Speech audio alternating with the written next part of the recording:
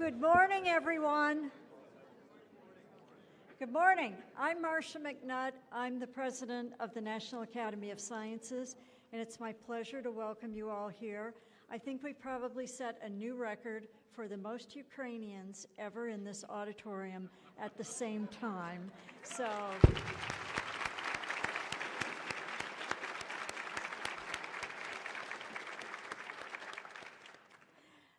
it's my pleasure today to welcome you to this conference, which is celebrating the U.S. and Ukraine partnerships in education and in science.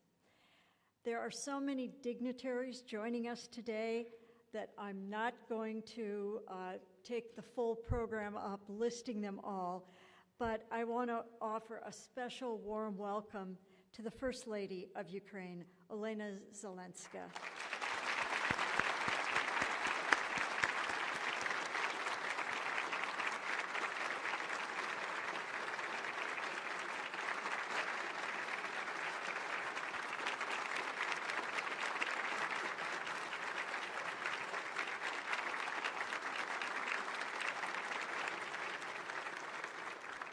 You truly honor us with your presence here today, and I'm sure you can tell from the warm welcome you've received how much we're all inspired by your efforts every day on behalf of the people of Ukraine. So thank you so much. We're also grateful to Ambassador Oksana Makharova and the Ukrainian Embassy for allowing us to co-host this important event. Now, First Lady Zelenska has been a true champion for all of Ukraine's people, but especially for its children. The children have borne much of the brunt of the war, and I'm sure you were all sickened, as I was, to hear the news earlier this week that Ukraine's largest medical center for children in Kiev was severely damaged by a Russian missile attack. Our hearts go out to everyone who was affected. Ukraine has experienced so much suffering, and I know how hard this must be, especially for you, Madam First Lady, since you've been so involved in evacuating children so that they could get cancer treatment and ensuring that the Ukraine's children's hospitals have the equipment and the supplies they need to help the youngest in Ukraine. First Lady Zelenska's dedication to children began even before the war. She led efforts to ensure equal opportunity, including a world-class education for all of Ukraine's children. In addition, she has been a strong force for the preservation of Ukraine's language and culture, and for sharing that culture with those of us in the rest of the world. My academy and our partner academies around the world share her commitment to children's health, education, and well-being. It is so dependent on advances in science and knowledge, and therefore it makes sense for us to consider both education and science together at this gathering.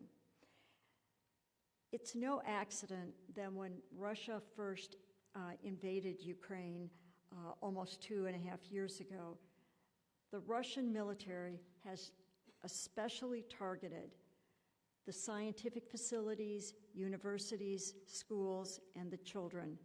It's as though Russia wants to destroy Ukraine's future and its hope for the future. We know the distinguished contributions that these Ukrainian institutions have made to science, and we're committed with our fellow academies across Europe and in the West to rebuild Ukraine into its former glory.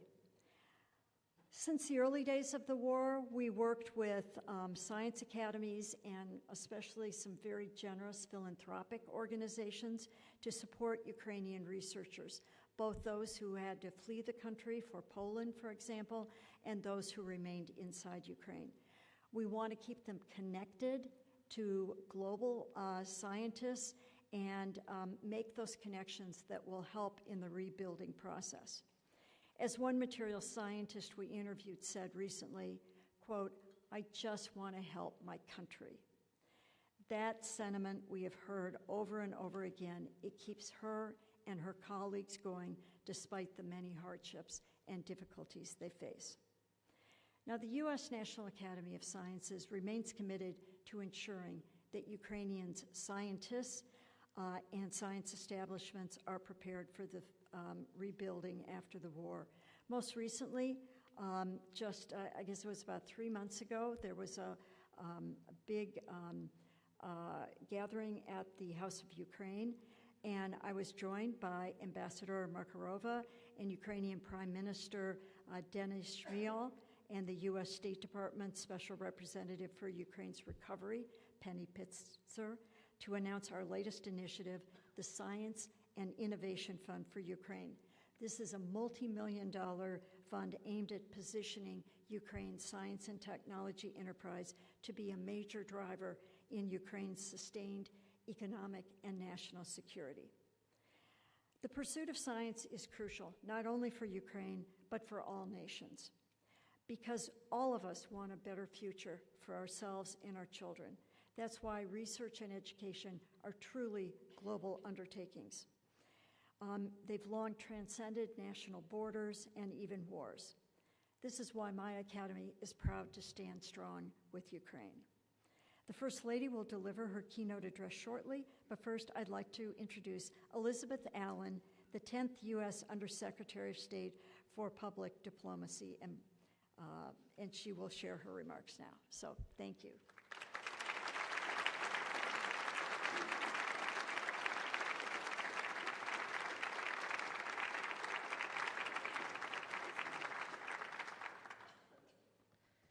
Good morning, everybody. It's great to be here. Thank you so much, Dr. McNutt, for that gracious introduction and for hosting this beautiful gathering here today in this beautiful building.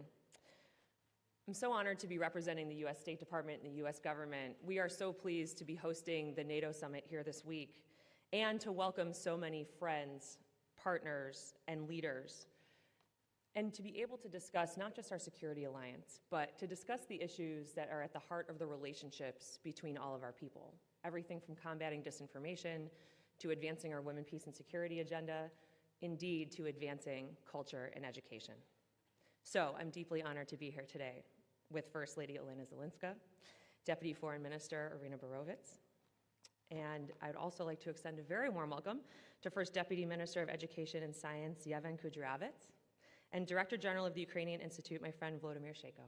Thank you for being here, dear friends from so many educational, academic, cultural institutions. We are so grateful for the partnership of everyone here. And it's great to see so many colleagues from the U.S. government, especially my friend, U.S. Ambassador to Ukraine, Bridget Brink.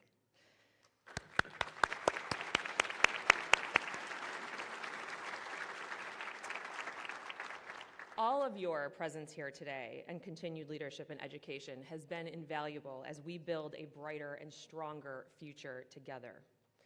We gather here today to bear witness to the impacts of Russia's full-scale invasion of Ukraine, and particularly to one of the most basic and essential human rights, and that is education.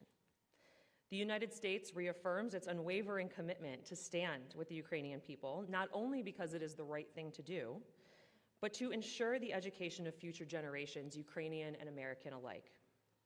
For me, from traveling to Ukraine for the first time in 2015, to some of the events I've attended over the past year, including a very powerful cultural heritage event last year during UNGA at the Ukrainian Institute of America, to more recently our film screening at the State Department for the Academy Award-winning and unforgettable documentary 20 Days in Mariupol, we have a renewed sense of pride for our joint efforts to preserve culture, to advance education, and to reaffirm my belief that cultural policy is security policy and education policy is security policy.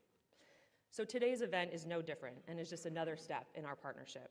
I know we would all agree that education is both critical to safeguarding culture, to preserve the memory and the legacy of Ukraine's significant contributions to world heritage, and most importantly, to ensuring that Ukraine can flourish as an independent, vibrant democracy into the future. We have seen Russia's brutal attacks directly on Ukraine's education system, as was mentioned. The striking of printing presses to disrupt the production of Ukrainian textbooks, the bombing of schools and facilities, the forced displacement of students, not to mention the secondary setbacks in education for the number of service members that are on the front lines instead of in a classroom or in a laboratory. And so to counter some of those Russian attacks, I'm very proud to say that the United States will be funding the printing of more than 3 million textbooks of Ukrainian students to use in the coming year.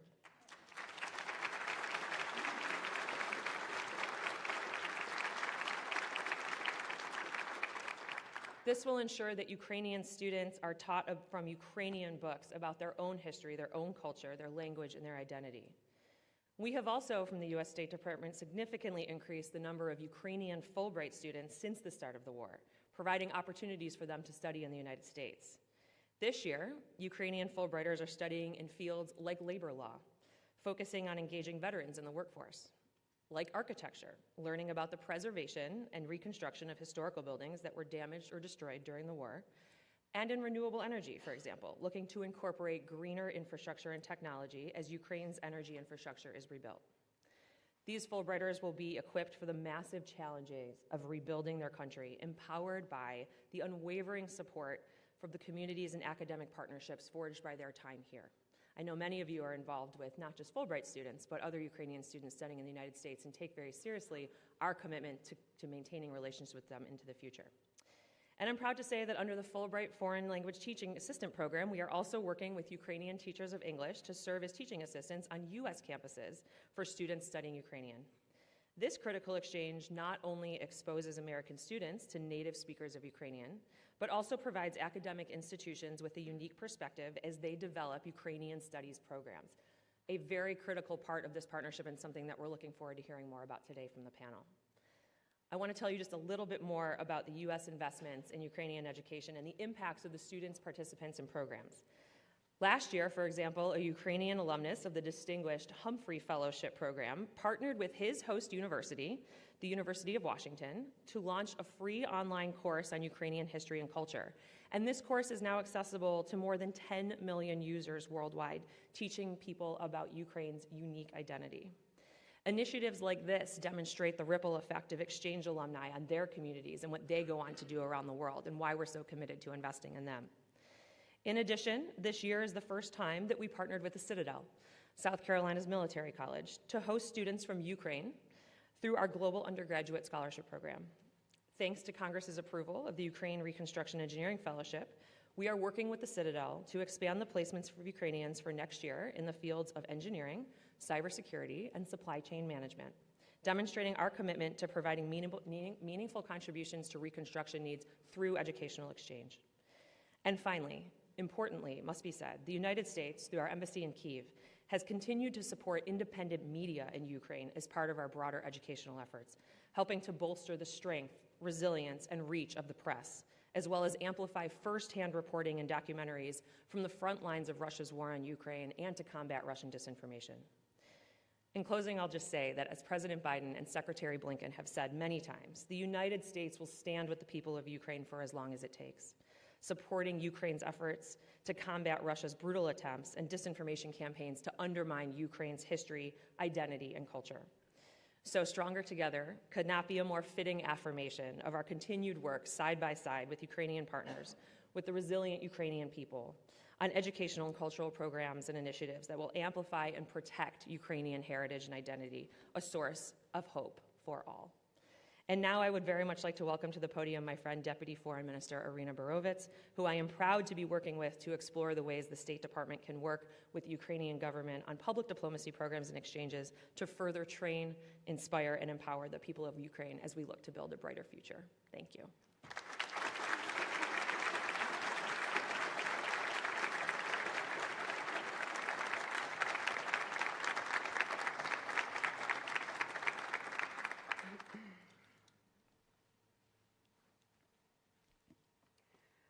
Thank you, Under-Secretary Allen, for such a kind introduction.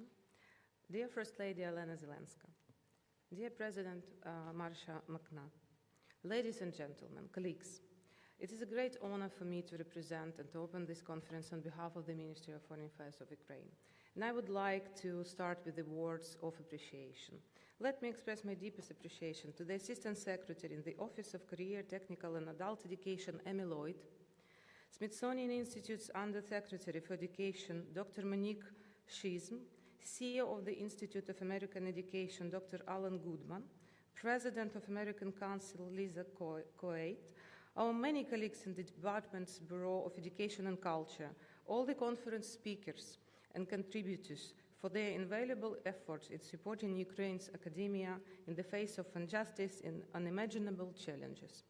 Let me also commend the Embassy of Ukraine to the United States and personally thank to our Ambassador of Ukraine, Oksana Markarova, for taking a lead in organizing this important event. Since centuries, Russia has tried to erase Ukrainian cultural identity. However, it never was and it never will be successful. There are many reasons for that. And I would name only one, the most important one to my opinion. In Ukrainian language, there is a word voля. It is hard to translate precisely into the foreign languages. In English, it may mean liberty or freedom. But above all, it means aspiration of being free as the highest value for Ukrainian, and readiness to defend this value with our lives. Voля rooted deeply in our history, culture, and mentality. And therefore, Russia fights voля so desperately. And we cannot let Russia win this battle. Today's conference also aims to address this issue, and please remember this word, voля. Propaganda breeds on ignorance, and promotion of Ukrainian studies program will be the best way to counter Russian myth propaganda and weaponizing of history. 50 years ago, the Harvard University Research Institute became the first and for a long time the only academic center in the United States devoted to the study of Ukraine's history and culture, being at the forefront of debunking the many myths about Ukraine and its history. Many American universities followed suit, and we are deeply thankful to all academic institutions which established positions for teaching Ukrainian language, literature, culture, and history. We hope that this trend will continue. We are thankful to the Ukrainian World Congress and the Ukrainian Congress Committee of America for taking the lead in the fundraising and advocacy campaign to support this initiative. And today we are also taking the next step in announcing the creation of the Global Coalition of Ukrainian Studies. It will become a platform for dialogue and exchange of knowledge between students studying the past, present, and future of Ukraine. And we will multiply these initiatives across the globe.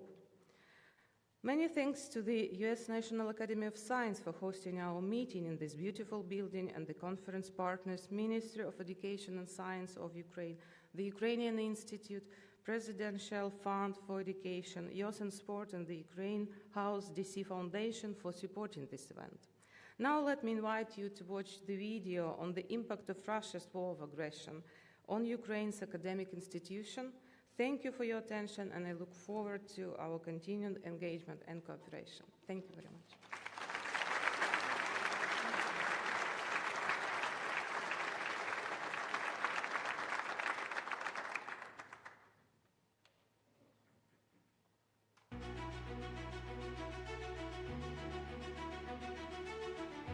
For millions of our students, cheerful sounds of first bells turned into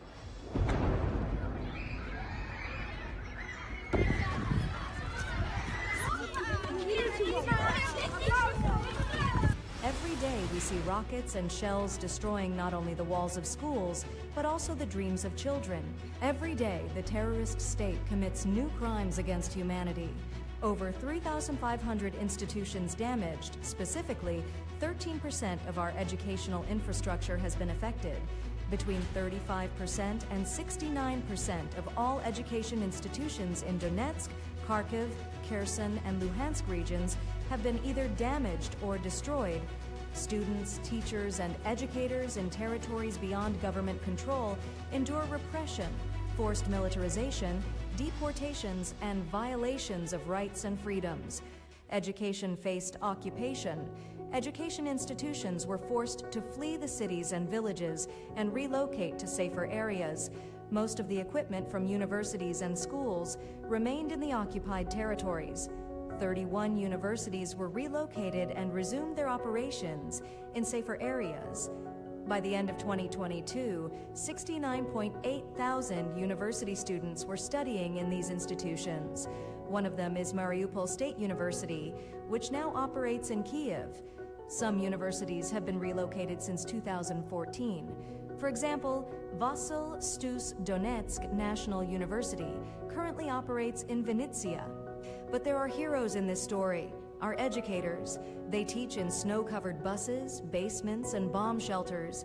Their resilience serves as a beacon of hope amidst the chaos of war. They resist. They dream. They believe in the future. They will shape together. Almost 7 million children will know the word war from childhood. Education in schools, universities, and kindergartens is constantly interrupted by air raid sirens, and the effects of war are felt even in relatively safe areas. But our story is about how we keep moving forward in the darkest times. It is about growth and the strategy of winners, which defines the direction of education until 2027. It is about innovation and the launch of the educational app Dream. It is about the success and victories of our students on an international platform and the recognition of Ukrainian educators as Teachers of the Year. It is about development.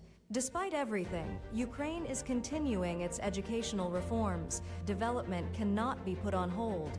By 2033, we need nearly $14 billion for recovery, but we're not waiting. Together with partners, we are already rebuilding schools, providing gadgets, constructing underground schools and shelters, and restoring children's access to education. Build back better means rebuilding to be better than before, a principle we adhere to in our restoration efforts. Amid the ruins, our students are dancing waltz. They are studying online to get into their dream universities. They continue to explore and acquire new professions. Examples of the resilience of our children and students symbolize our unwavering faith in the future. We are grateful to everyone who helps us write this story, a story about how education in Ukraine continues to thrive even in the darkest times.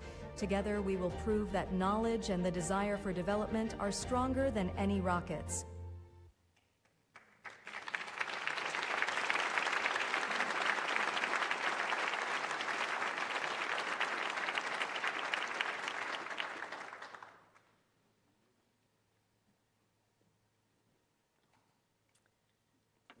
And now it is my honor to welcome to the stage the First Lady of Ukraine, Olena Zelenska.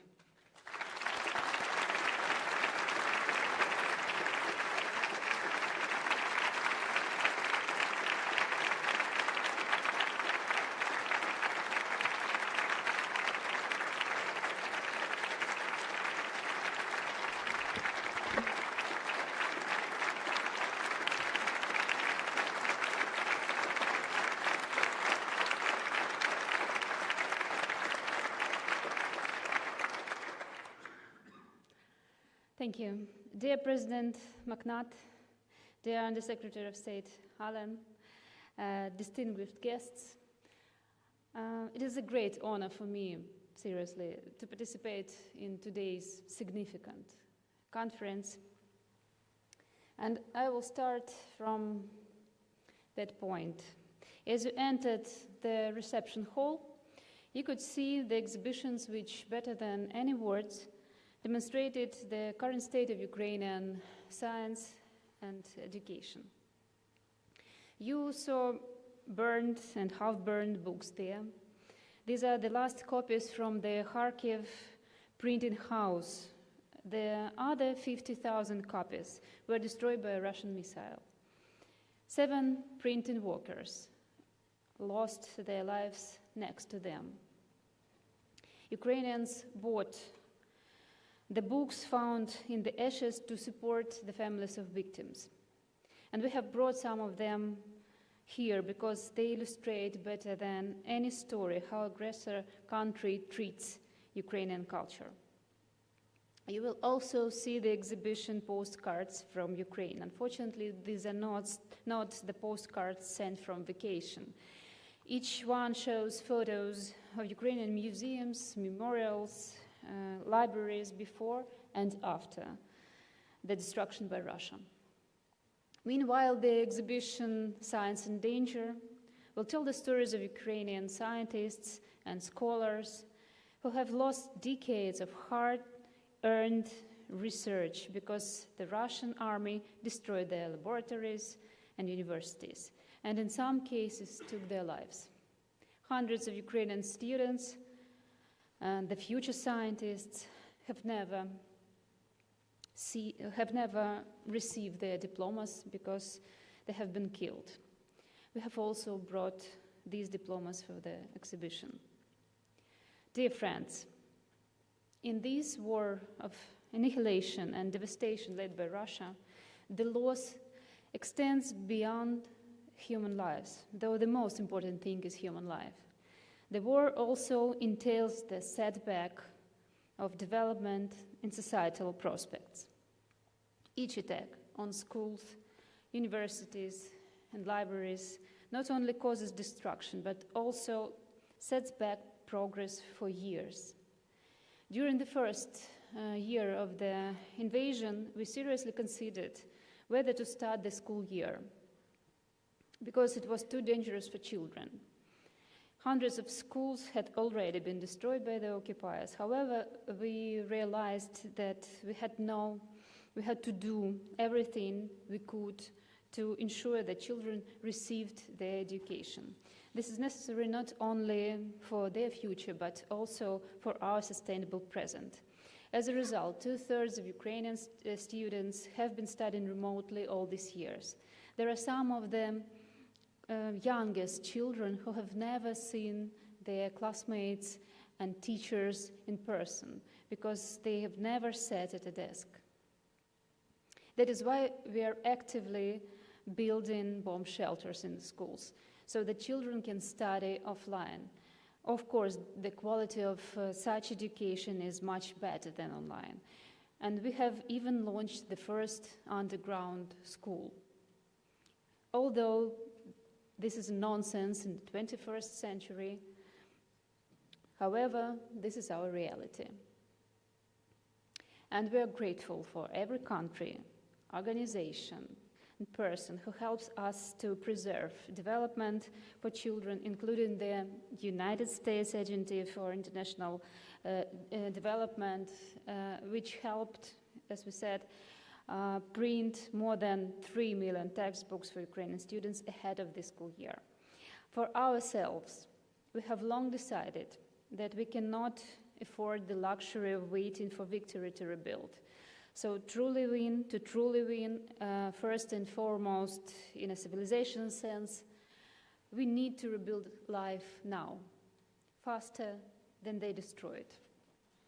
We want not only to preserve territory, but also to safeguard civilization, development, science, and culture within it. That is why the educational partnership between our countries is so important. And we are excited about the opportunity to build stronger bridges between Ukrainian schools, universities, and research laboratories and their partners in the United States. Unlike dictatorship, the free world is based on common humanistic values and multiplication of knowledge. That is why we cannot allow disinformation, distortion of history, and destruction of Ukrainian culture and science to prevail. This would mean the defeat of the free world.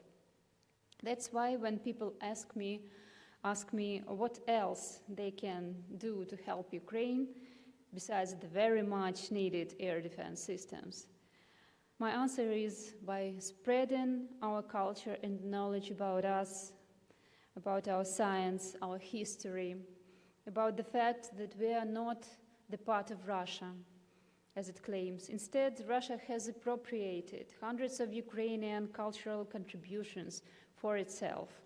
Therefore, our current defense extends to the cultural front as well, against the colonizer and for the restoration of historical justice.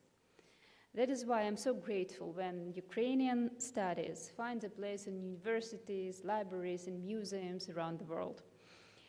This knowledge is not just about knowing Ukrainian scholars or cultural figures. It is about understanding Ukraine, which means understanding the causes of Russian chauvinism and to understand the consequences of this chauvinism. Artists and writers were shot and names were appropriated. This has already happened in our history, and it should not happen again. As the First Lady of Ukraine, I'm trying to do my part by supporting, among other things, the Ukrainian bookshelves initiative, within we have already donated 47,000 books about Ukraine to 40 university libraries around the world. During my last visit to the Washington, D.C., we donated 250 books to the Georgetown University Library, and we hope that one day a Ukrainian Studies department will be launched there as well. We also launched, thank you.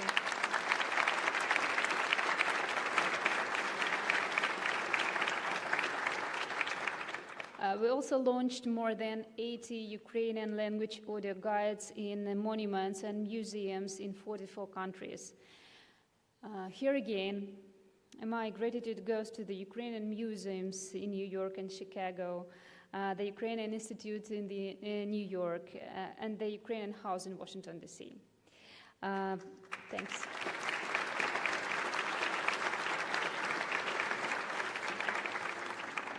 I'm grateful for the outstanding efforts to promote Ukrainian culture in the United States. And 50 years ago, Harvard University's Ukrainian Research Institute became the first and for a long time, as we know, academic center in the United States to study history and culture of Ukraine. And for many years, it was the only one, but later, many American universities followed this tradition, opening Ukrainian courses and scholarships in Ukrainian studies. Thank you. I only wish to see Crimean Tatars studies among them, in honor of the people of Crimea who were enslaved by Russia and are currently facing repression there.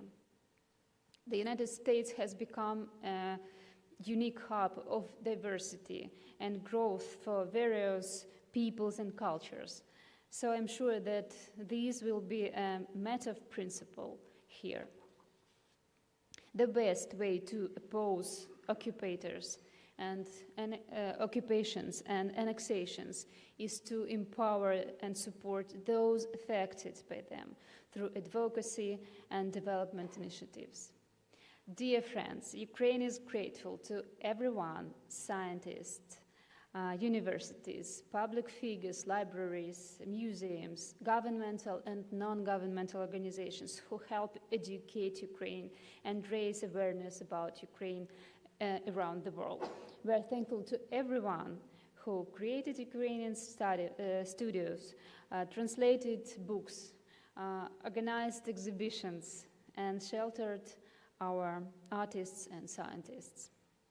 Why is it worth pursuing Ukrainian studies here on the other side of the world?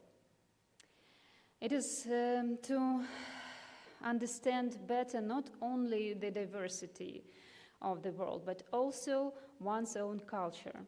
After all, Ukraine has made a great contribution here in the United States. For example, a century ago, the eminent Ukrainian aircraft designer Igor Sikorsky found refuge here from Bolsheviks, and he built dozens of helicopters and airplanes that set world records and were the first to cross the Atlantic. The greatness of the universe and the human mind was revealed to millions of readers by the son of Ukrainian immigrants, astronomer Carl Sagan. Lyubomir Romankiv made the creation of hard disk drivers a true revolution in recording information possible. He was born in 1931 in Zhovkva, near Lviv, Ukraine. worked and lived in the United States. Nobel Prize-winning economist Simon Kuznets, the author of GDP concept, received his education in Kharkiv. Today, this university city is under daily bombardment.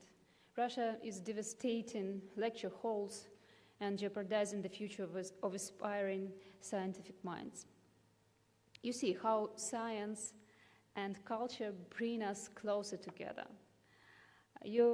They have already brought us closer, and I believe that they will indeed save the modern world.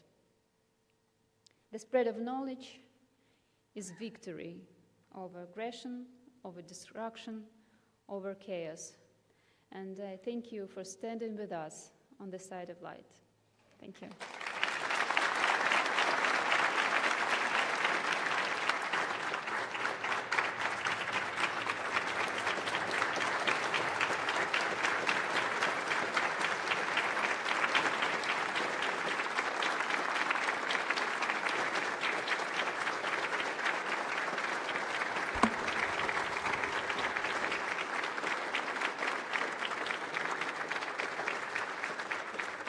Well, thank you very much, Madam First Lady, for those very inspirational and very moving words, and for your continuing leadership as we attempt to ensure a much better future for Ukraine. Our second keynote speaker today is Helena Hren, and she's president of the Shevchenko Scientific Society. So please welcome.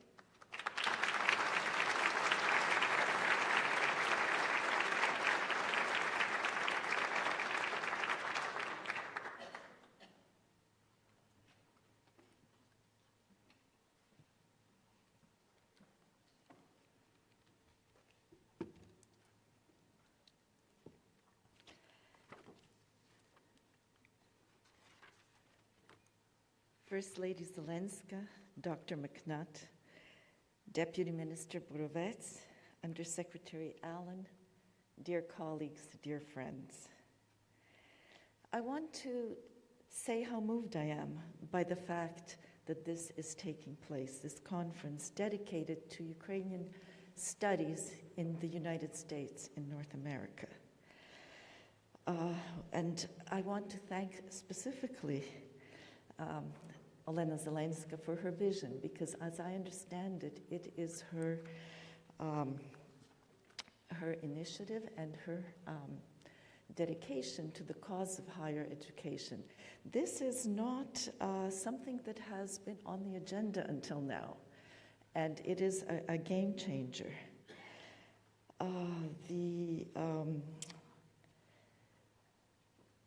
We are at a grave moment in Ukrainian history when our existence is challenged, our people are killed every day, swaths of territory are brought to ruin, and the ultimate aim is our complete physical and spiritual annihilation. And I think the gravity of the moment, despite the fact that we are keeping our chin up, is not lost on us.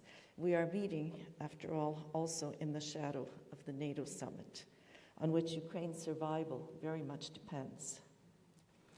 In the course of the war, Ukraine has garnered praise for courage, its ingenuity in the battlefield, innovations extending into major military areas such as drone technology. Its sophisticated culture is receiving recognition as never before in world museums. Its highly educated refugee workforce is sought after. Its students and scholars have found temporary refuge in many educational institutions around the world. But now the Ukrainian state has decided to become inventive in the area in which it has had less a presence on the international stage, and that is the support of intellectual work. The development of Ukrainian studies in the United States and globally, and strengthening its role in policy, is not only in the Ukrainian national interest, but also in the U.S. national interest and in the interest of countries around the world. Our theme today is one of partnership, but it is an initiative that Ukraine has to be very much behind. I have the honor here of representing the Shevchenko Scientific Society, the oldest academic organization. It was founded by private donations 150 years ago.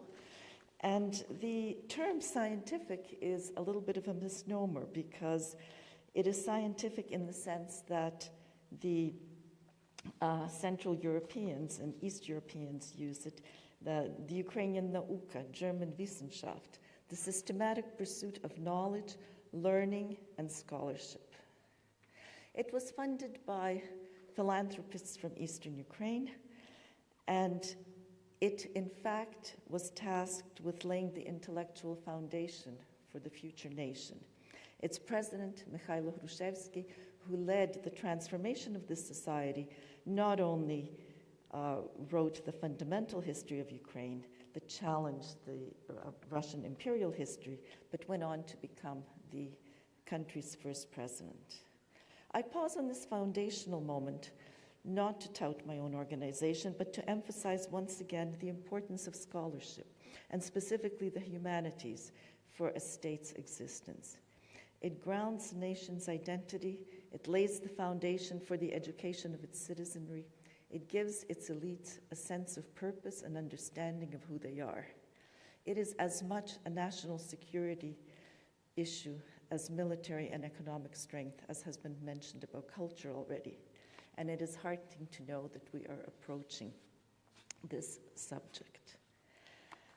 The other theme I would like to raise is in my capacity as editor and employee and a research fellow at the Harvard Ukrainian Research Institute.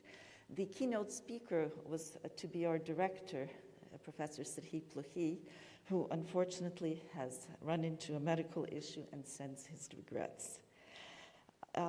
The experience of the example of that institute demonstrates the importance of institutional support, because it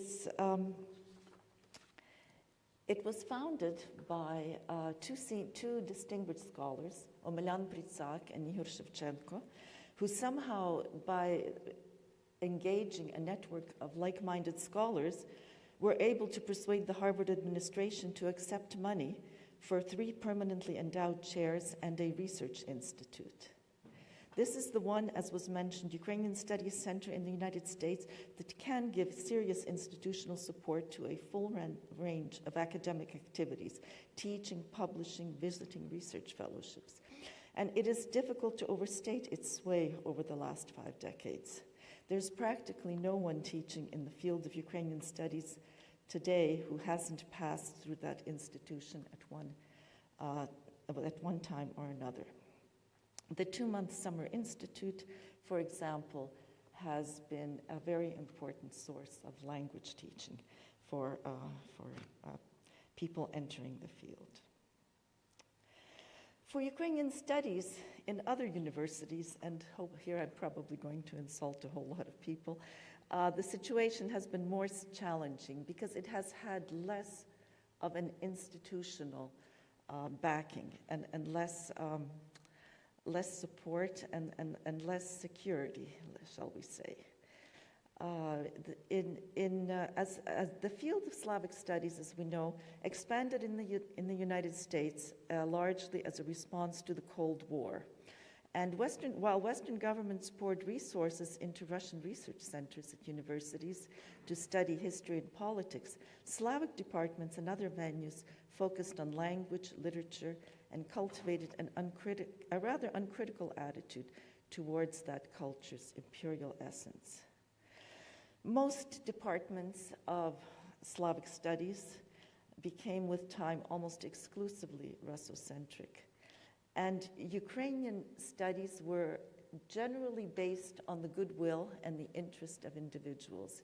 Professors who received positions in another field, but nonetheless continued to work academically, produce books, and keep the the intellectual ferment going. In the 1960s and 70s, and especially going into the 80s, despite these challenges, the Ukrainian academic scene was quite vibrant.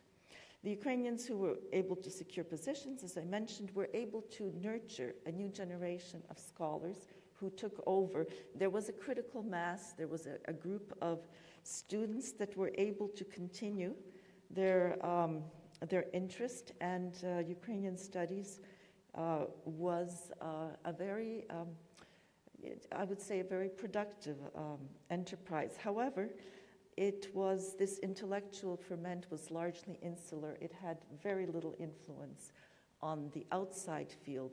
A few, say for a few examples, for example, the introduction of the word Kiev and Rus instead of Kiev and Russia, words such as the introduction of the theme of the Ukrainian Holodomor for the 50th anniversary were things that had an impact. The Ukrainian independence of 1991 had the effect of bringing in students of non-Ukrainian background into the field, particularly with the opening up of archives and the opportunity to travel to Ukraine. However, they brought very little structural change to the study of Ukraine in American academia. Slavic departments, and to a large extent history as well, remained hotbeds of what some would now call Ruski Mir, an enamored, uncritical embrace of everything to do with Russian Empire. The field had undergone a kind of revolution against the original Cold Warriors, and with the advent of postmodernism, there was a greater interest in the non-geopolitical conflict, the Stalinist kitchen, the daily life of ordinary citizens. However, any discussion of the national dimension of the USSR was seen as unobjective and a vestige of the Cold War. The curious fact is that postmodernism created a tectonic shift in Western scholarship beginning in the 1980s, causing all Western cultures to reevaluate their imperial past in the most minute detail, from the level of language, semiotics, the cultural Orientalism of Edward Said, the post-colonial theory of Gayatri Spivak Homi Bhabha, the oppressive power of institutions, Foucault. None of this had the slightest impact on the study of the Russian Empire, save perhaps Alexander Etkin's positing of internal colonization, where Russians are equal victims of oppression of their own empire and thus hold no accountability for the imperial construct. American scholars, sometimes with limited language skills and highly reliant on their Russian research assistants and Russian proper, bought into this completely, with less than optimal policy implications. If things had been different, we may not have had the Budapest Memorandum in the form that we did, and Croatia and Bosnia may have had a different experience in the Yugoslav wars.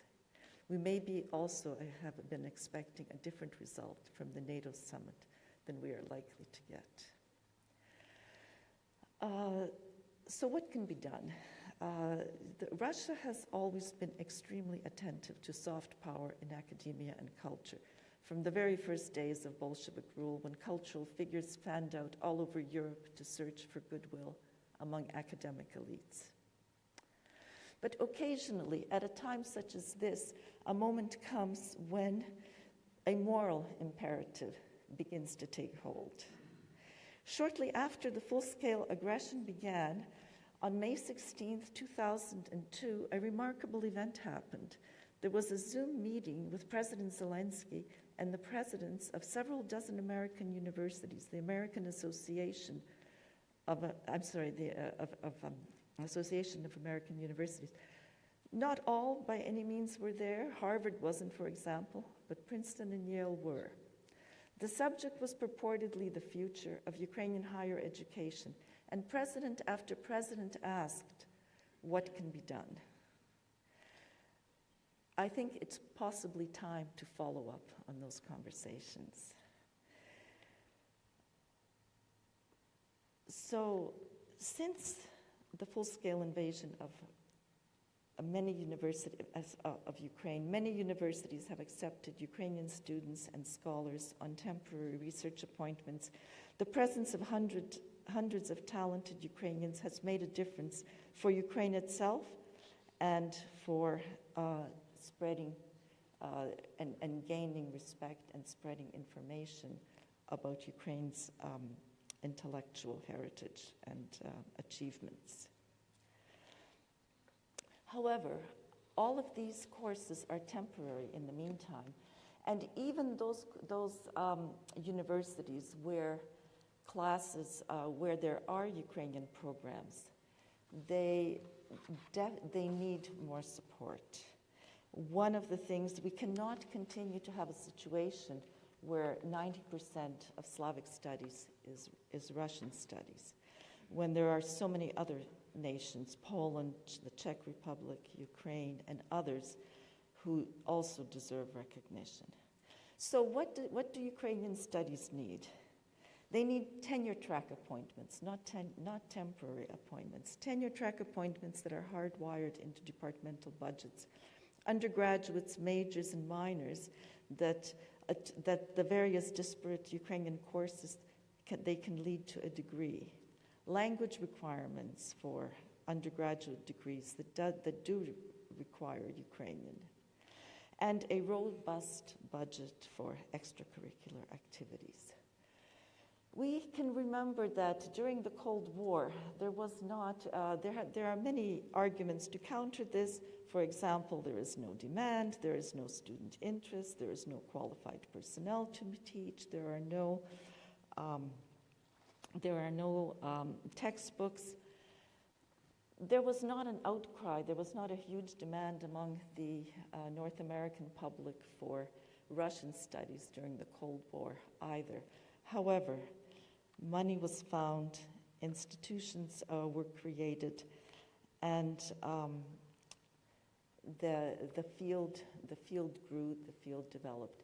Something along those lines, the fact that Ukraine has now taken it upon themselves to support Ukrainian studies in North America, the fact that we have such a robust partnership and such understanding from European and especially from the United States governments, provides us with a real opportunity, because knowledge is really the answer to all of our ills. And the support of Ukrainian studies in this regard would be important. It would be an important strategic moment, not only for Ukraine, but for the rest of us as well. Thank you very much.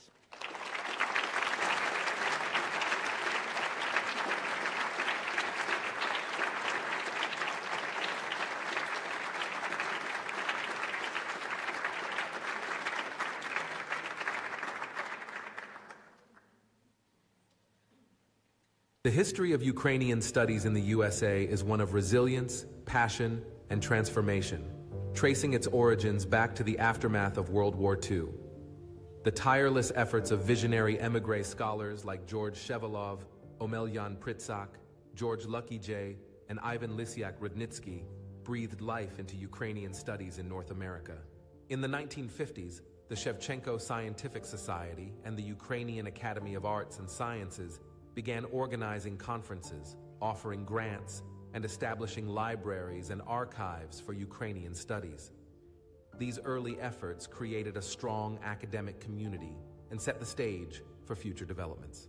In 1973, the Mikhailo Hrushevsky Professorship of Ukrainian History at Harvard University evolved into the renowned Harvard Ukrainian Research Institute under Omelyan Pritsak, marking a pivotal moment. This marked the formal recognition of Ukrainian studies at a prestigious institution. The field took another leap in 1989, when George Grabowich led the creation of the American Association for Ukrainian Studies. It was a time of growth and consolidation, when a diverse network of scholars from across the country came together to form a stronger community dedicated to the field. The collapse of the USSR in 1991 was a seismic event. How did it influence the study of Ukraine? Overnight, major universities across the U.S. were reimagining their departments that had previously focused on the USSR. Those departments transformed into different centers for post-Soviet, East European, or Eurasian studies, and some Ukrainian topics found their way into the curricula. Yet, this integration was not without its challenges. Many programs still saw the region through the narrow lens of Russian language and archives, which limited the scope of Ukrainian studies.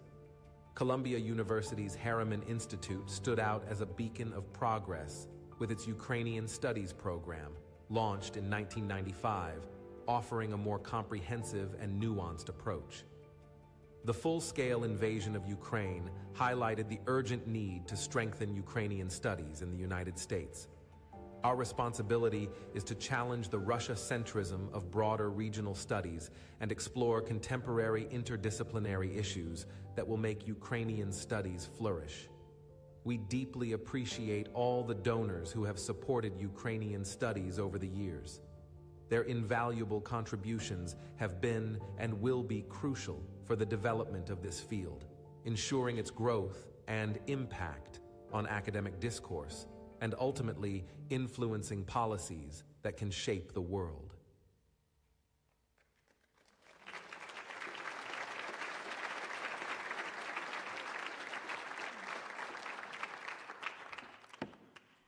So sadly, at this point, we're going to have to say goodbye to Madam Lyshenko, our First Lady of Ukraine, Madam Zelensky, I'm sorry, as we're running a little late here today, but maybe a final thank you to the First Lady for gracing us with our presence here today.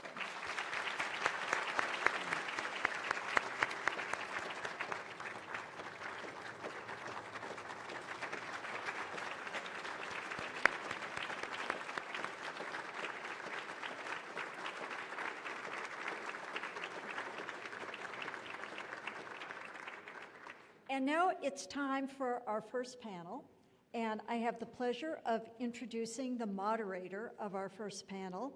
It's Ambassador John Herbst, who's director of the Eurasian Center at the Atlantic Council, and he will introduce the members of the first panel. So, Ambassador, please.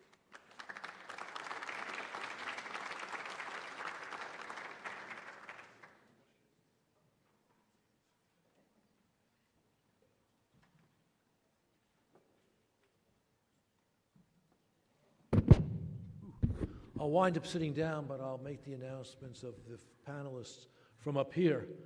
So we'll do it in alphabetical order. Someone I've known for 40 plus years, Dr. Gene Fischel, associated with George Mason University, but I knew him from the State Department.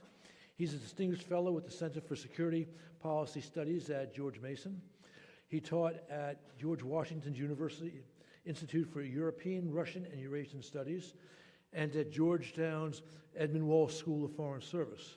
He served, as I've mentioned, at the State Department, but also at the National Security Council, the Office of the Vice President, the National Intelligence Council, and he's the author of The Moscow Factor, U.S. Foreign Policy Towards Sovereign Ukraine and the Kremlin, published by the Harvard University Ukrainian Research Institute, and distributed by Harvard University Press. Gene, why don't you come up and sit down?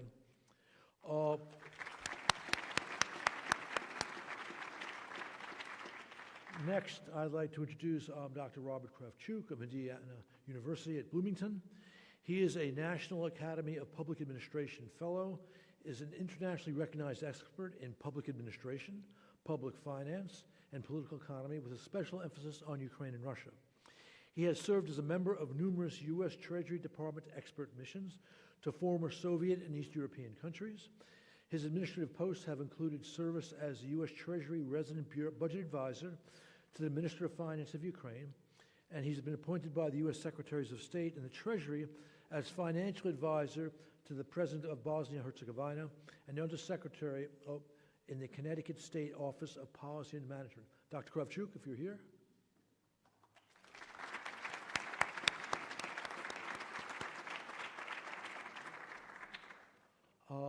And next, I'd like to introduce Dr. Yulia Ladigina of Penn State University. She's an assistant professor of Slavic and Global and International Studies. Her research on East European literatures and cultures focuses on questions of cultural memory and cultural exchange. She is the author of Bridging East and West, Olha Kabelyanska, Ukraine's Pioneering Modernist, a University of Toronto Press book, came out in 2019. And she is currently working on her second book, The Real, with the R-E-E-L, Story of Russia's War Against Ukraine, which examines the post-2014 cycle of Ukrainian war films and their perspective on the hybrid nature of modern war and its mediatization. Dr. Ladigina. You preempted me, always a good thing. Okay, next, Dr. Johannes Petrovsky-Stern of Northwestern University. He is the Crown Family Professor of Jewish Studies and a Professor of Jewish History in the History Department of Northwestern. He teaches a variety of courses that include early modern and modern Jewish history, Jewish material culture, history and the culture of Ukraine, origins of Zionism, and Slavic Jewish literary interaction. He has published more than 100 articles and 8 books in edited volumes, 3 of them award-winning, including The Anti-Imperial Choice, The Making of the Ukrainian Jew in 2009, Jews and Ukrainians, Volume 26 in 2011, Cultural Interference of Jews and Ukrainians, A Field in the Making, published in 2014. Dr. Petrovsky-Stern, please.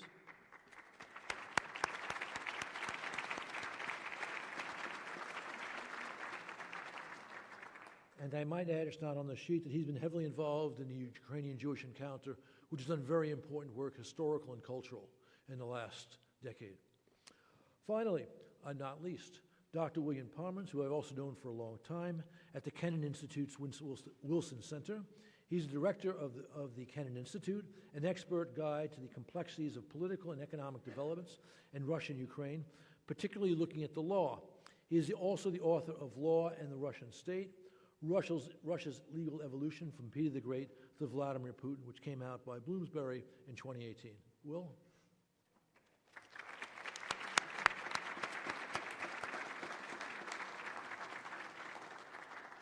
This is a group of very smart people who know this subject very well. We understand from the statements made already and the film the political and even geopolitical importance of a proper understanding of Russian history and Ukrainian history, and how the Russian imperial view of history, a straight line going back to Karamzin, through Solovyov to Kluchevsky, down to its American-Russian avatars, Karpovich at Harvard, Vernadsky at Yale, has had a seminal influence on how experts have looked at Eurasia, and an influence which has been baleful when you see it as providing a justification for aggression, which very much goes against the wishes of the many peoples in Eastern Europe and Eurasia. And with that, we'll all sit down and we'll have our panel conversation.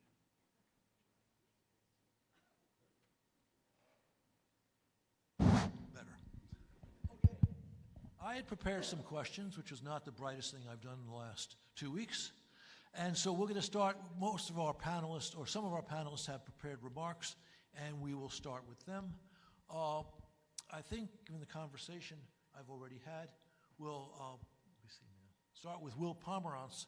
And Will, you will keep it to 5 minutes, yes? Yes, I will. Please. Your choice. I started up there because whatever you want to do. Good.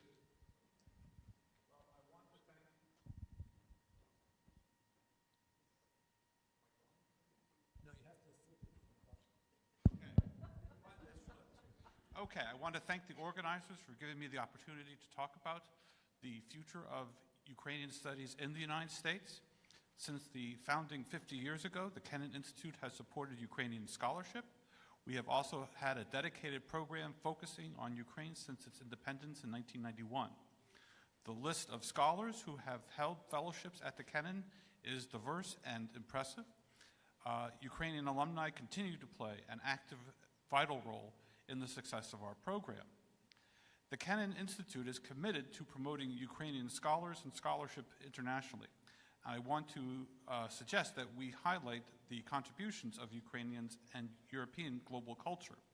To maintain my brevity, which I've promised to do, I will also make the case for studying Ukraine not just in area studies, but in the larger disciplines by reflecting on my own academic career.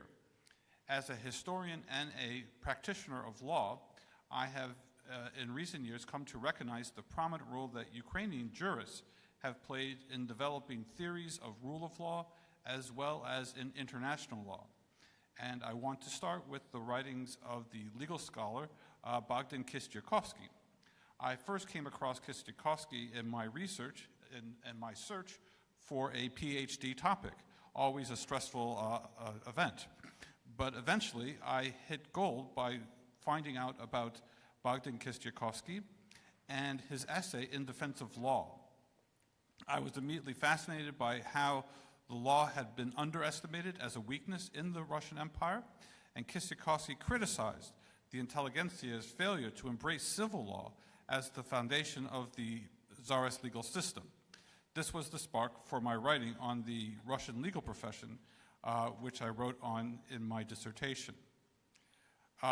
This essay in defense of law is more than 100 years old, but its takedown of Russia's legal consciousness still resonates today. Indeed, it could have been written yesterday. I only learned later, however, was Kistiakowski straddled multiple universes. He was part of the Russian intelligentsia and its debates, but he also was, as the historian Susan Heumann illuminates in her seminal biography, a leading proponent of Ukrainian statehood, civil rights, constitutionalism, and federalism. He was born in Kiev in 1868, the son of a prominent scholar specializing on Ukrainian customary law. He had the distinction of being expelled from at least 4 Russian universities before he went to the philosophy department in Germany and ultimately collaborated with Max Weber. He also was an adherent to the sociological school of law, which connects him to such eminent legal scholars as Germany's Rudolf von Jhering, Russia's Sergei Moryomtsov, and Roscoe Pound and the U.S. Law and Society movement. So any study of law at the end of the Tsarist period must find a place for Bogdan Kistiakowski, but should also include the context of his life. Secondarily, the study of international law must also recognize the influence of Ukrainian-born jurists who had an important impact on transitional justice after World War II. Here, I turn to the work of international human rights lawyer Philippe Sands and his book East-West Streak. The book traces Sands' family roots in Lviv, but also reveals the roots of prominent lawyers who played a critical role at Nuremberg and whose thinking still shapes the system of international criminal justice. It turns out that the author of the charge Crimes Against Humanity, Hirsch Lautenbach, and the author of the term genocide, Raphael Lemkin, both attended Lemberg University.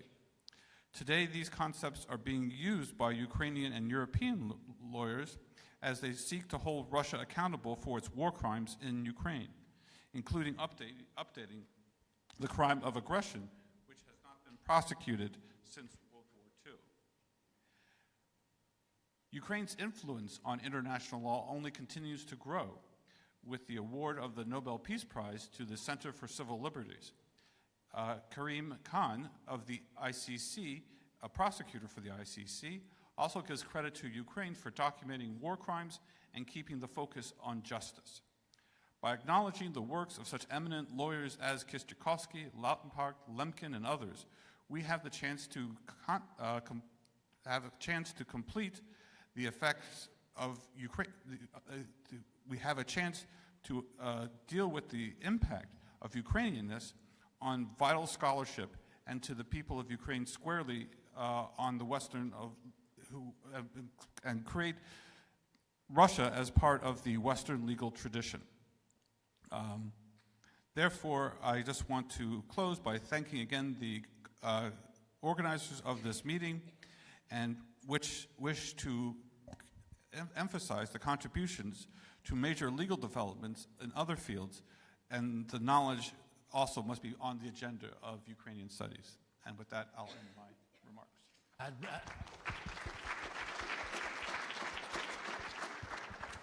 Admirably brief. Okay, Dr. Petrovsky-Stern.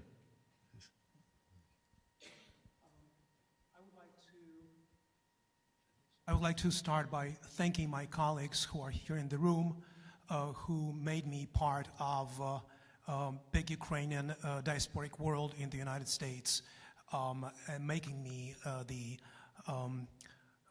secretary, the scientific secretary of the Shevchenko Scientific Society, the fellow at Harvard Ukrainian Research Institute, and of many other Ukrainian organizations, including Kyiv-Mohyla Academy, where I was appointed Dr. Honoris Causa, the honorary doctor, in 2014. So thank you, colleagues, friends, everybody who is here, who came to celebrate with us the rebirth and reconstruction of Ukrainian studies in the United States and in Ukraine. I was asked to talk about evil things. How we ended up having that Russocentric prism on Eastern Europe and on Ukraine.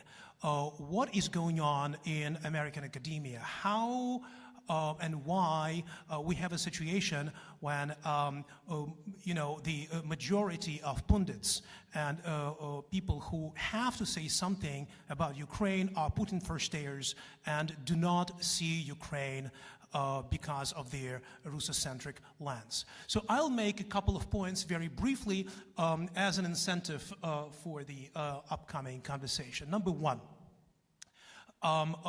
in my conversation, my exchange with Ambassador Herbst, we had an impression that the Russian studies actually started with Karamzin and with the great Russian historians of the early 19th century. Actually, the person who is the most influential Russian historian today in the Russocentric world, let's call it Ruski Mir, Russian realm, is of course Vasily Khrushchevsky. Most important American scholars, starting from Karpovich at Harvard, and of course Vernadsky, and of course people such as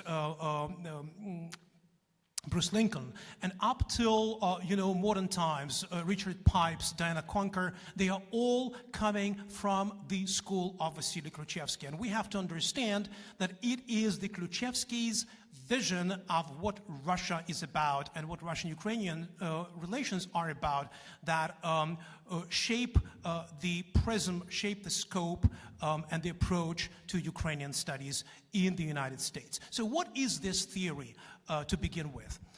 First of all, Khrushchevsky is coming out with a myth that is a very influential political myth. He says there was a united, unified Slavic culture in the medieval duchy known as Kievan Rus, and it is the unifying culture of the ancient Slavs that in the upcoming centuries everybody was to come back and to kind of reconstruct this unity.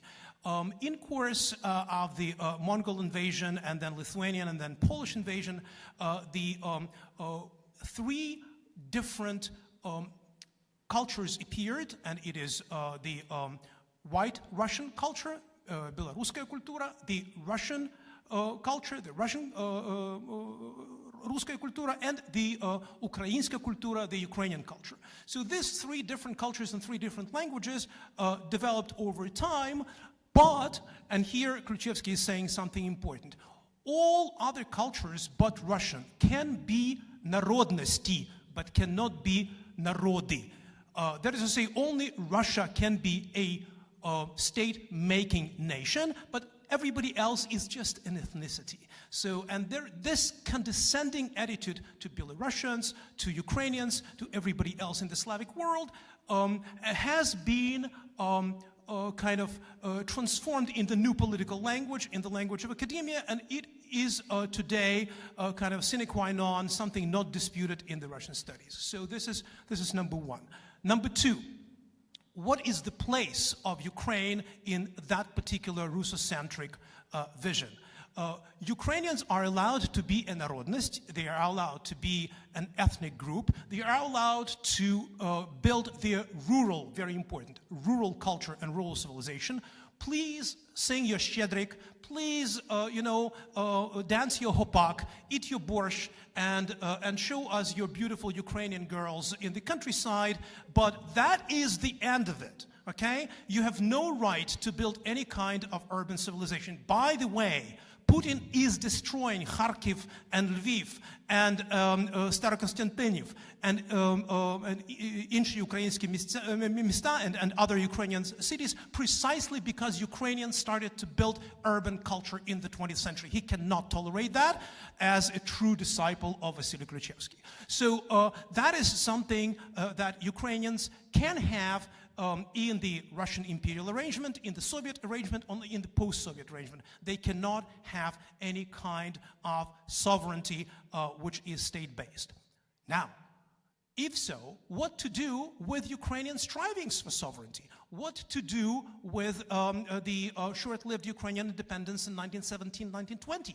What to do with what's going on in Ukraine after 1991? Well, Khrushchevsky and his disciples and Putin first-stayers have an excellent answer to this question. In 1705, 1709, I'm a historian, I have to go back. There was a situation when Ukrainian hetman Mazepa, according to the Russian sources, betrayed our great Russian Tsar Peter the Great, trying to make arrangements behind the back of Peter the Great with Charles XII of Sweden. Starting from that time, there appeared in Russian historiography the word «mazepinstvo», meaning people who would like to associate with Mazepa and who would like to betray the great Russian culture, Russian civilization, and Russian czars. So, if you are, as Shevchenko, or as Petlura, or as anybody else after 1991, or as Ukrainian dissidents, if you are staying for Ukrainian independence, you are a Mazepinets, you are a traitor. That is to say, in the Russian mentality, there is no way to see the justice of Ukrainians striving for independence, which is always called, dubbed, labeled as Mazepinstvo. So this is the situation with which we are dealing with when we come to the Russian-centric studies. And I'm saying that because this particular vision has inundated the field. And people should know better, but they don't.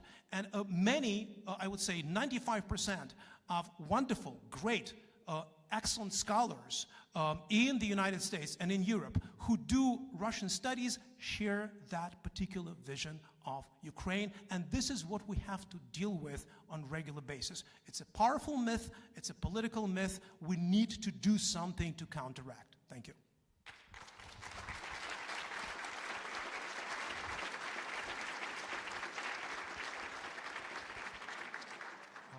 I can confirm that a lot of the experts on this part of East Europe and Eurasia in the State Department were taught this history, and this guides their view of how they look at things. So, thank you, Professor. Also admirably brief. Professor Ladigina, he talked a little bit about the Russian view of history. Before I went to Ukraine as a diplomat, I had also been reared, you might say, on Russian historiography, and I made sure I read a Ukrainian historian on Ukraine, Orestes Subtelny. And as I began to read that book, I wondered, who's this guy Volodymyr? Right? And who's this guy Danilo of Galicia? Why is he important? And I realized as I was fighting with the book in my head, I was coming against a different interpretation of history. No less valid, and actually probably more valid than one I had been schooled in. And with that, Dr. Ladigina. Thank you so much. I want to start also by thanking the organizers for the opportunity to be here and share my insights.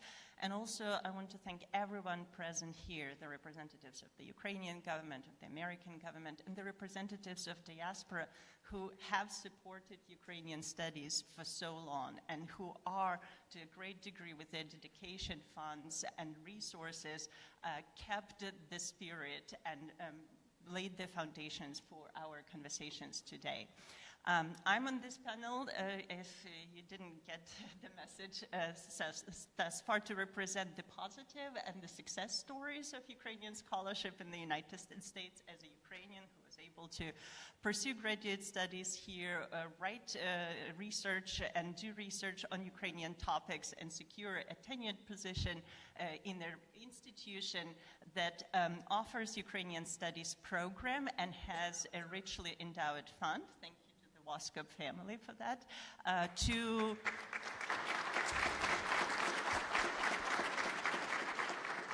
To offer courses in Ukrainian language and literature, and to design courses that go beyond the field of Ukrainian studies, that integrate Ukrainian content, and to have a discussion with administration on how to develop and where the program could go and how we can grow Ukrainian studies in our institution and broadly in American academia. So I go back to the question and the discussion of the myth and historiography and how Ukraine is perceived today and how detrimental the Russocentric narrative has been. As a literary scholar, I want to start with the point that all narratives, historical narrative including, are constructs, they're inventions. They are highly politicized and weaponized when it comes to history, but luckily by their very nature, they are open to deconstruction, revisions, and reinvention and reframing. And Ukrainians have done that. My colleague, Dr. Petrovsky-Stern, just mentioned the mid-18th century that was so instrumental in shaping the Russocentric narrative. But this is exactly when Ukrainian, Russian imperial at the time, historian Kostomaro also pointed out that Ukrainians are different, and he highlighted that word vola that Madam Borovets was mentioning, something that made Ukrainians distinct, that drive for freedom, that has a historical roots in the way how decisions were made in Ukraine, the Vichur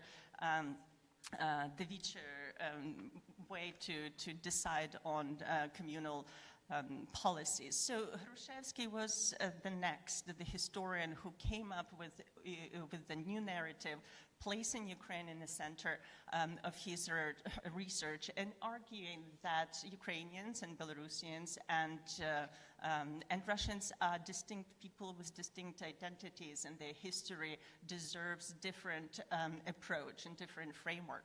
He was also the one who centered Ukraine and tied Ukraine to the history of Europe by focusing on the period and elaborating on the connection and centrality of Ukraine in Polish-Lithuanian kingdom, and by doing that, pulling it away from that Russian autocratic imperial narrative. In 20th century, many Ukrainian historians welcomed the concept and built up and followed up on Hrushevsky's work, which is a foundation of contemporary Ukrainian historiography. But they were outnumbered in the Soviet context by Soviet historiographers and often went a little bit too far by trying to present a different narrative and construct a story of 1,000 years of Ukrainian statehood or nationhood, which was very vulnerable to accusations of lack of objectivity, nationalism, and was often discarded. But luckily, as Helena Hrin pointed out, and many of my colleagues, with the fall of the Soviet Union and cross-pollination of scholarship between Ukraine and United States, new approaches have been adopted by historians that use more sociological and cultural methodology that focus on very specific themes and questions, as opposed to trying to come up with grand narratives. And that's the future of, and that's the presentation of Ukraine in the future of historiography, where Ukraine is positioned as a place, as an arena of not only local and regional developments, but global trends and world history, where so many people came into contact and influence the developments that go beyond Ukraine. And I think I will wrap up just by mentioning the new project that Tim Snyder just piloted that brings together 90 scholars from different fields who work on 70 different topics and different area studies. And the goal is to come up with a new type of Ukrainian history and vision that takes into consideration this multiple connections and cross-pollinations of different peoples and different historical moments through time. So if we can focus on supporting this type of projects, which are currently funded by private money, and find a way to also create institutions that can sustain such scholarship, we would be really making great differences and tackling those narratives that don't stand ground, but yet are so influential in our decision-making today. Thank you very much. That was excellent.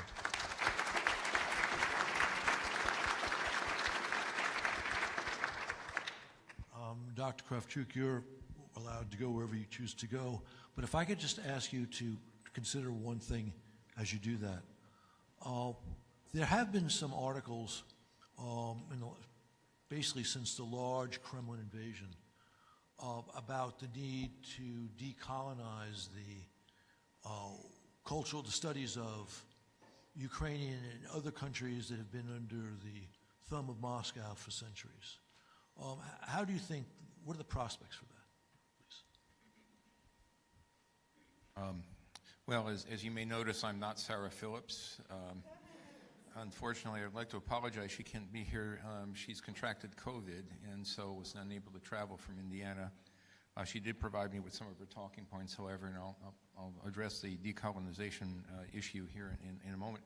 I'd like to just begin by affirming everything that's already been said about the need to reorient Ukrainian studies along the lines of a more secure path to the truth about the past. Oscar Wilde once said, and I'm sure I'm paraphrasing him, is that one of our most important duties to the past is to rewrite it, and to rewrite it along the lines of new discoveries. You know, and one of the interesting sayings, humorous sayings of the former Soviet Union was that in the USSR the past is hard to predict.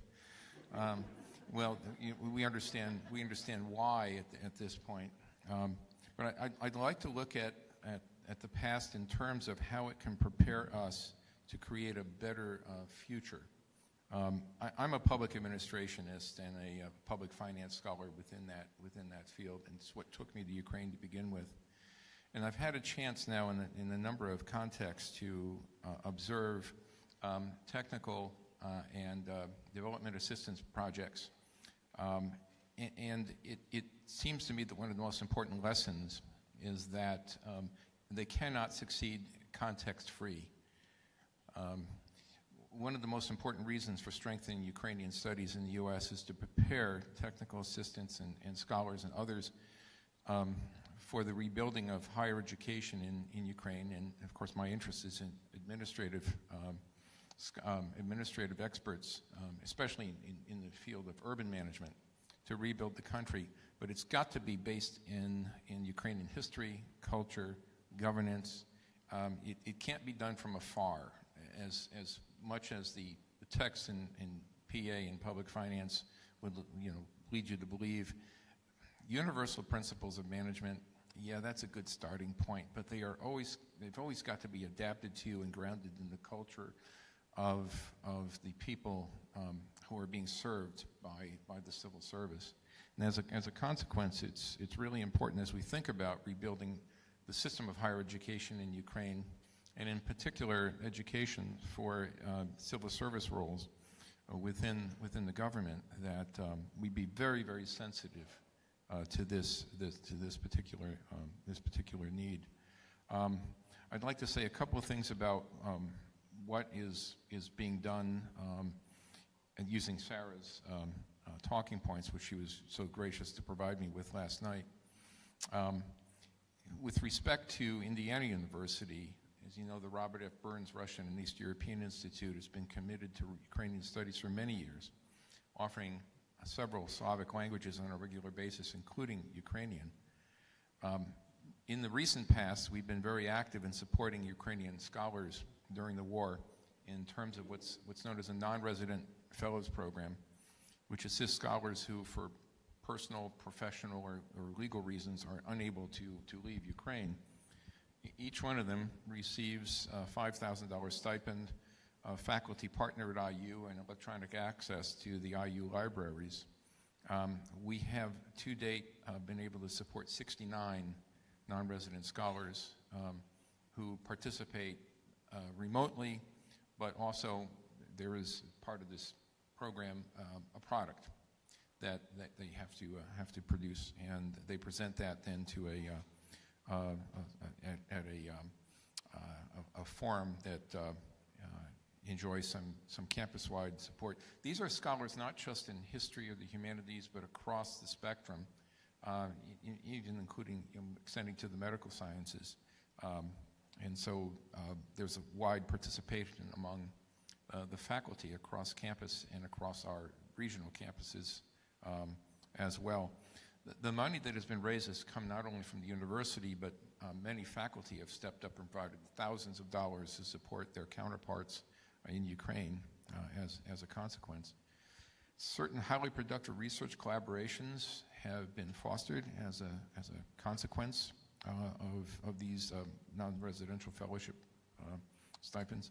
And we're currently engaged in expanding the program in partnership with other Big Ten universities as well.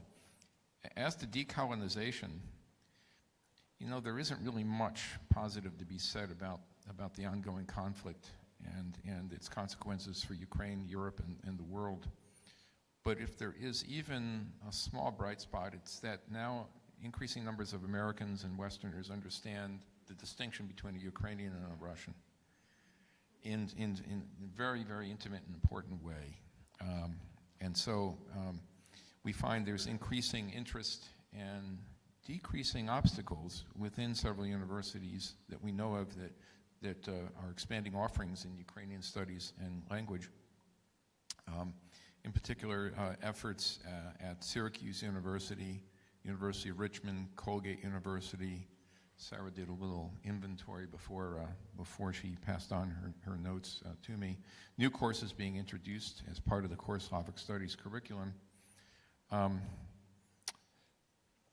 Russian history itself is starting to be taught from interesting new and critical perspectives, especially regarding autocracy, serfdom, race, and radicalization.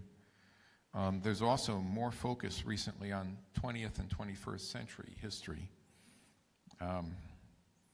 Purdue University in Indiana also has some residential programs for Ukrainian scholars. I'm sure I'm leaving some out, so please feel free to mention these as well if you would, if we have some Q&A.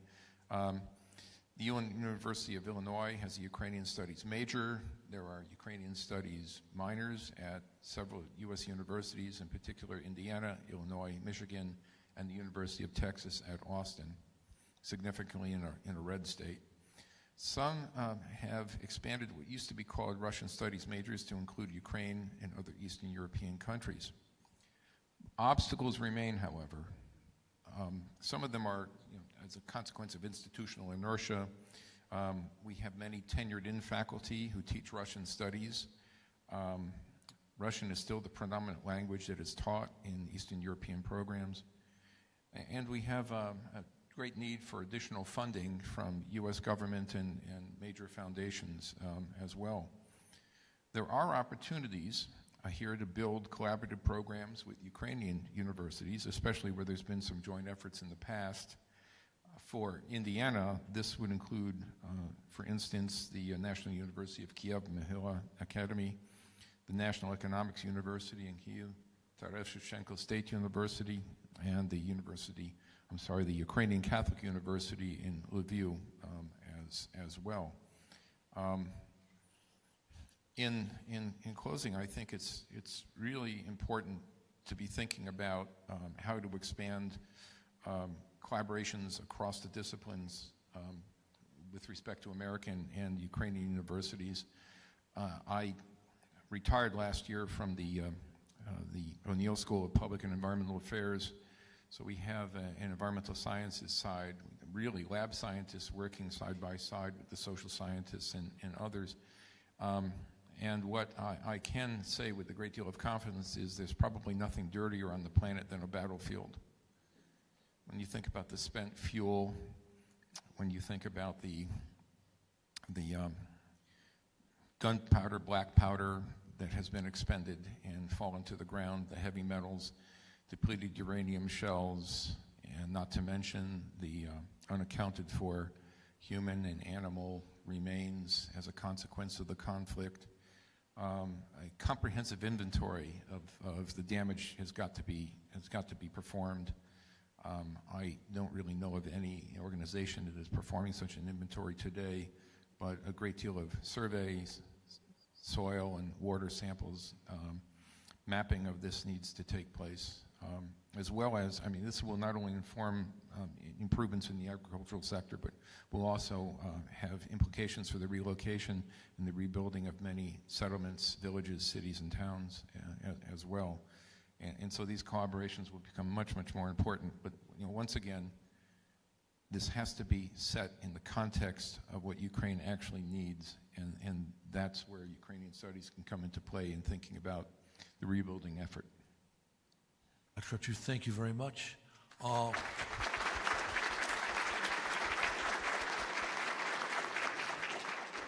Excellent jumping in. Thank you very much. Okay, so Jean, you've been following Ukraine and Russia at the State Department for decades. It's worth noting that Moscow's aggression against Ukraine began in Crimea, and much commentary on the war stressed and stresses Moscow's quote-unquote historical ties to Crimea as a justification for, or at least a mitigation of, Moscow's seizure of the peninsula.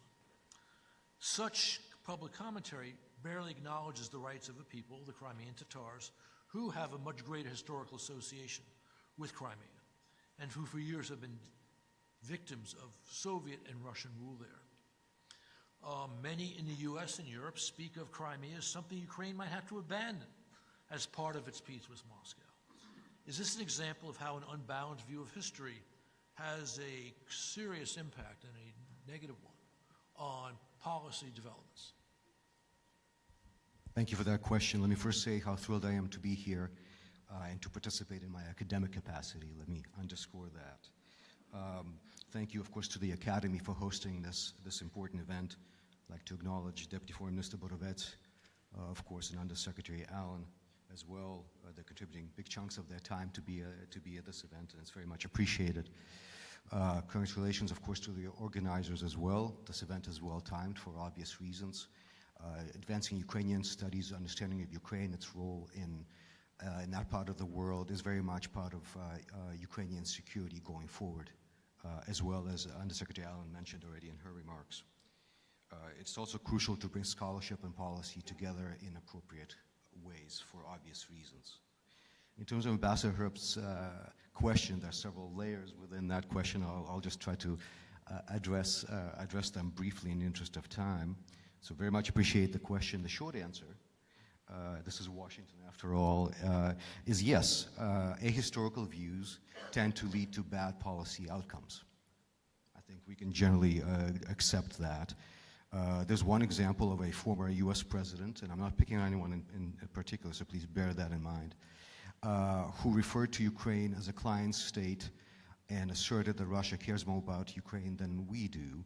No, it's not that former president, and that's the point I'm trying to make here, and that is that we've seen a lack of understanding of Ukraine, its importance across administrations, no matter what the political affiliation maybe not just across administrations here, but also across Western countries more broadly speaking.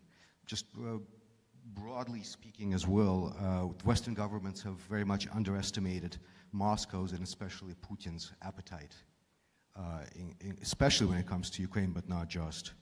It is clear that the Kremlin seeks to destroy Ukrainian statehood and Ukrainian identity, both of those aspects. There's another way of putting that. It seeks to destroy Ukraine and Ukrainians, and there's a word for that. I would urge you to look up the work of Raphael Lemkin, a culturally, someone who is a Polish Cultural Association, but a Jewish Ukrainian from Western Ukraine. He wrote a little bit about that particular word and that issue. In fact, if I remember correctly, he coined it. The notion that Crimea, as you referenced, or another piece of Ukraine would satisfy Putin is hugely misleading. There's no basis for that assertion whatsoever. There's also no basis to Moscow's special relationship with the peninsula or supposed special claim to the peninsula. The so-called historical ties are a little more than manifestations of Moscow's predatory impulses towards various parts of Ukrainian territory. Don't believe me, just ask the Crimean Tatars, the people that you mentioned, the largest indigenous people of the currently Russian-occupied Ukrainian peninsula. Now, the dynamic that my colleagues on this panel have talked about in terms of area studies and there's too strong a focus by far on Russian studies at the expense of the others, that dynamic has generated overlapping circles of ignorance that permeate not just the academic community, but also think tank community and frankly, policy community as well. I think Helena mentioned earlier the Kiev and Russia term in her terrific presentation. There was a history of Russia book for many years. There was a canonical for many people that actually referred to the Kievan Rus as Kiev and Russia. It was fixed later, but nevertheless, it's an example of how just misconstrued regional knowledge is and regional education is in a number of Western countries still. Ukraine, has been mentioned already, is seen as a subset of Russia, if it's considered at all historically, and of Russia, not the Russian Empire, which is perhaps an important distinction. Now, if you took the time to look at U.S. government declassified archives, and I have, you would see that when the U.S. government looked at anything related to Ukraine, almost invariably it had to do with what issue, with what subject? Harvests, grain harvests. Very little attention was paid to Ukraine as a nation, as a society, as people, and that has had its consequences as well. In other words, Ukrainian studies are very necessary. Their expansion, their full resourcing is well overdue. And Ukrainian studies are not a luxury by any means. There's some real-world implications and applications that are necessary in this space. One could just mention a few historical events from last century, including the USSR's collapse, where we would have been much better off if Ukrainian studies were even fuller developed to understand that there's much more to the region. I won't even say Russia, Moscow, or the Kremlin, as Soviet studies have tended to focus over the years. We do need to gore some sacred cows as part of this process, because there are many people who have equities in the conventional wisdom, and those need to be overcome. Decolonization of policy, by the way, long-term decolonization of policy depends tremendously on decolonization of scholarship. The two are intimately related, especially over time. I should mention, of course, I should have mentioned this earlier, the great work that has been done at Huri and other institutions as well, and not just in the United States, but in Canada. I know there are representatives here from our northern neighbor as well, but those efforts need to be strengthened. Let me just wrap up here just to congratulate the organizers on this event and look forward to other questions if we have time. Thank you. Thank you.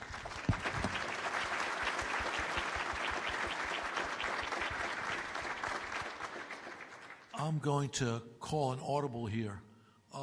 We were supposed to go an hour. We started 25 minutes late. We've already gone 47 or 48 minutes. I know there's another panel after us, and then a keynote, and then a lunch or a reception. So I think we've probably covered the subject very well. I'd like to thank our panelists for this. I'd like to thank Katya Smogli for inviting me to do this, and all who've participated.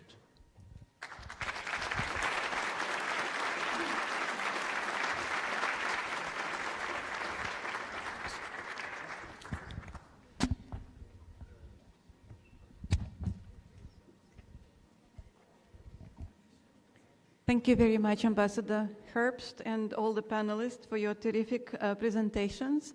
We will now have a very short blitz second podium discussion, and it is my extreme honor to invite the next round of speakers. First and foremost, Ambassador Michael McFaul, who came to us from Stanford University. Dr. Yevgen Kudryavets, First Deputy Minister of Education and Science of Ukraine. Dr. Olga Polyukhovich, Vice President for Research and Academic Affairs at the National University of Kyiv-Mohyla Academy. My dear colleague, Mr. Volodymyr Sheiko, General Director of the Ukrainian Institute in Kyiv, and I will moderate this discussion. If I may ask the panelists to come to the podium as quickly as possible.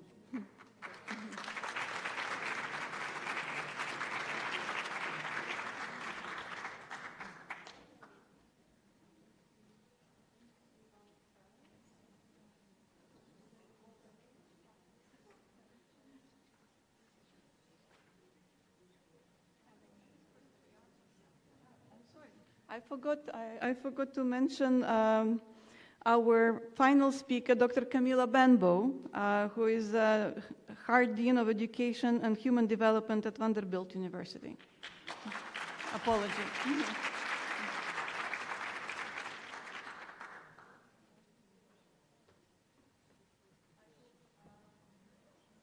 We just lost, oh, here he is, Ambassador. Please give a round of applause for Ambassador McFaul.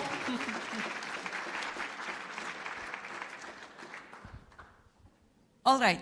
I would request that our speakers be very brief in their remarks because we have to finish this event on time. Some of our VIP guests have other engagement in town. And if Dr. Benbow will allow, I will begin this conversation with her research. This conference started with terrific remarks from First Lady of Ukraine, and we saw the video describing the tragic outcomes of Russia's war of aggression against Ukraine.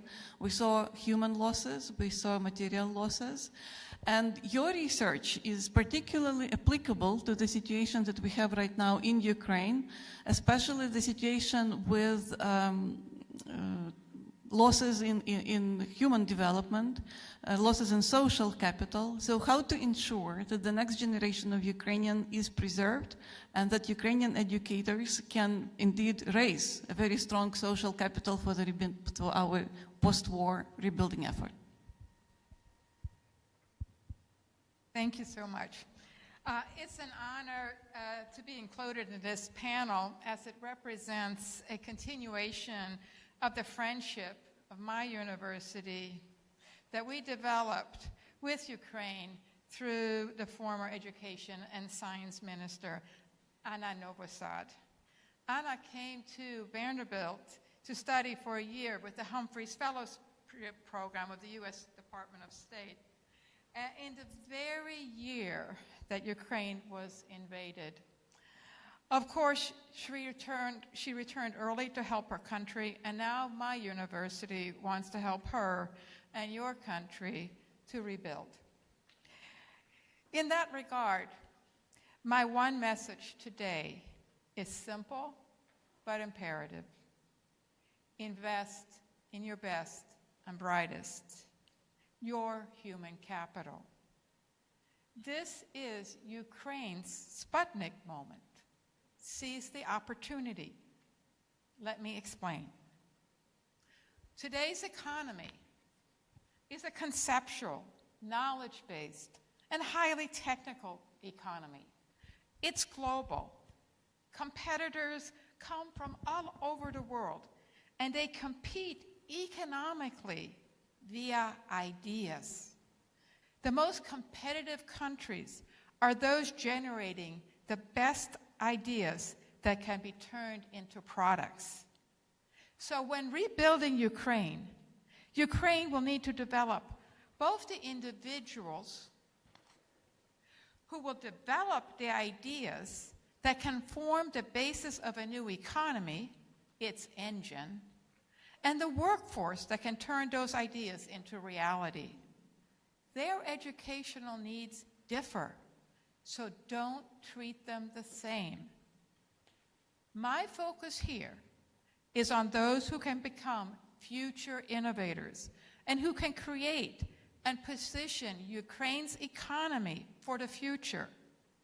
They are often overlooked by our educational system in spite of their societal importance. Who are they? The youth who will create the ideas that solve societal problems and transform economies. The ones who can become the creators of companies like Google, Apple, Facebook, the idea-based economies. David Lubinsky's and my 50-year longitudinal study of 5,000 highly gifted individuals who have been surveyed at age 12, 18, 23, mid-30s, and age 50, and we're waiting on them to turn 65, has definitively answered that question. The creators of future economies come from a pool of individuals who represent the top 1% in ability. We can identify them at age 12 with a simple ability tests, and there is no threshold for ability. The research has shown that more ability is better, and the higher your abilities are, the more likely you are to create creative products. Let's just give an example of doctorates. The base rate of doctorates in the US is 2%. The top 0.5% in ability, 25% of them earn doctorates. The top 1 in 10,000, 50%. I can put out forward many other variables like that. But their talents need to be developed if they are to thrive and fully contribute to the economy in only the way they can. This does not happen if they are left to languish in the regular classroom. In our study, we have looked at the impact of what happens if you intervene educationally in highly gifted youth's education during their adolescent years. So those kids who go to special programs designed for highly gifted individuals, compared to similarly able kids who did not attend those programs, can we detect a signal, an impact of that program decades later? Or do the vicissitudes of life wash out whatever initial advantage those programs provided? The answer is, it doesn't wash out. Decades later, we can still detect the signal, the impact of those programs on the lives of those individuals.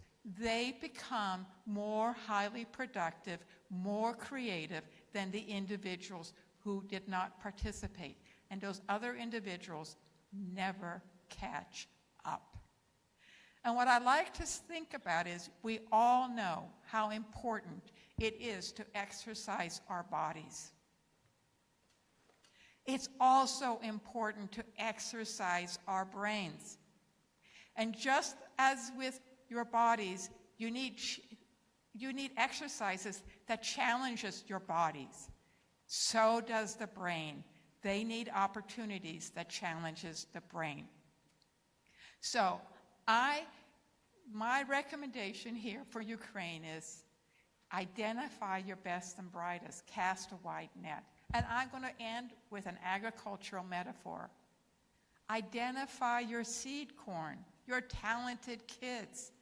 Plant those seeds in rich, fertile soil and provide fertilizer. That is, develop them so that they can shine, that they can develop, and that in the end, they can help rebuild Ukraine into a powerful economy that Ukraine deserves to become. Thank you. Thank you, Dr. Benbow.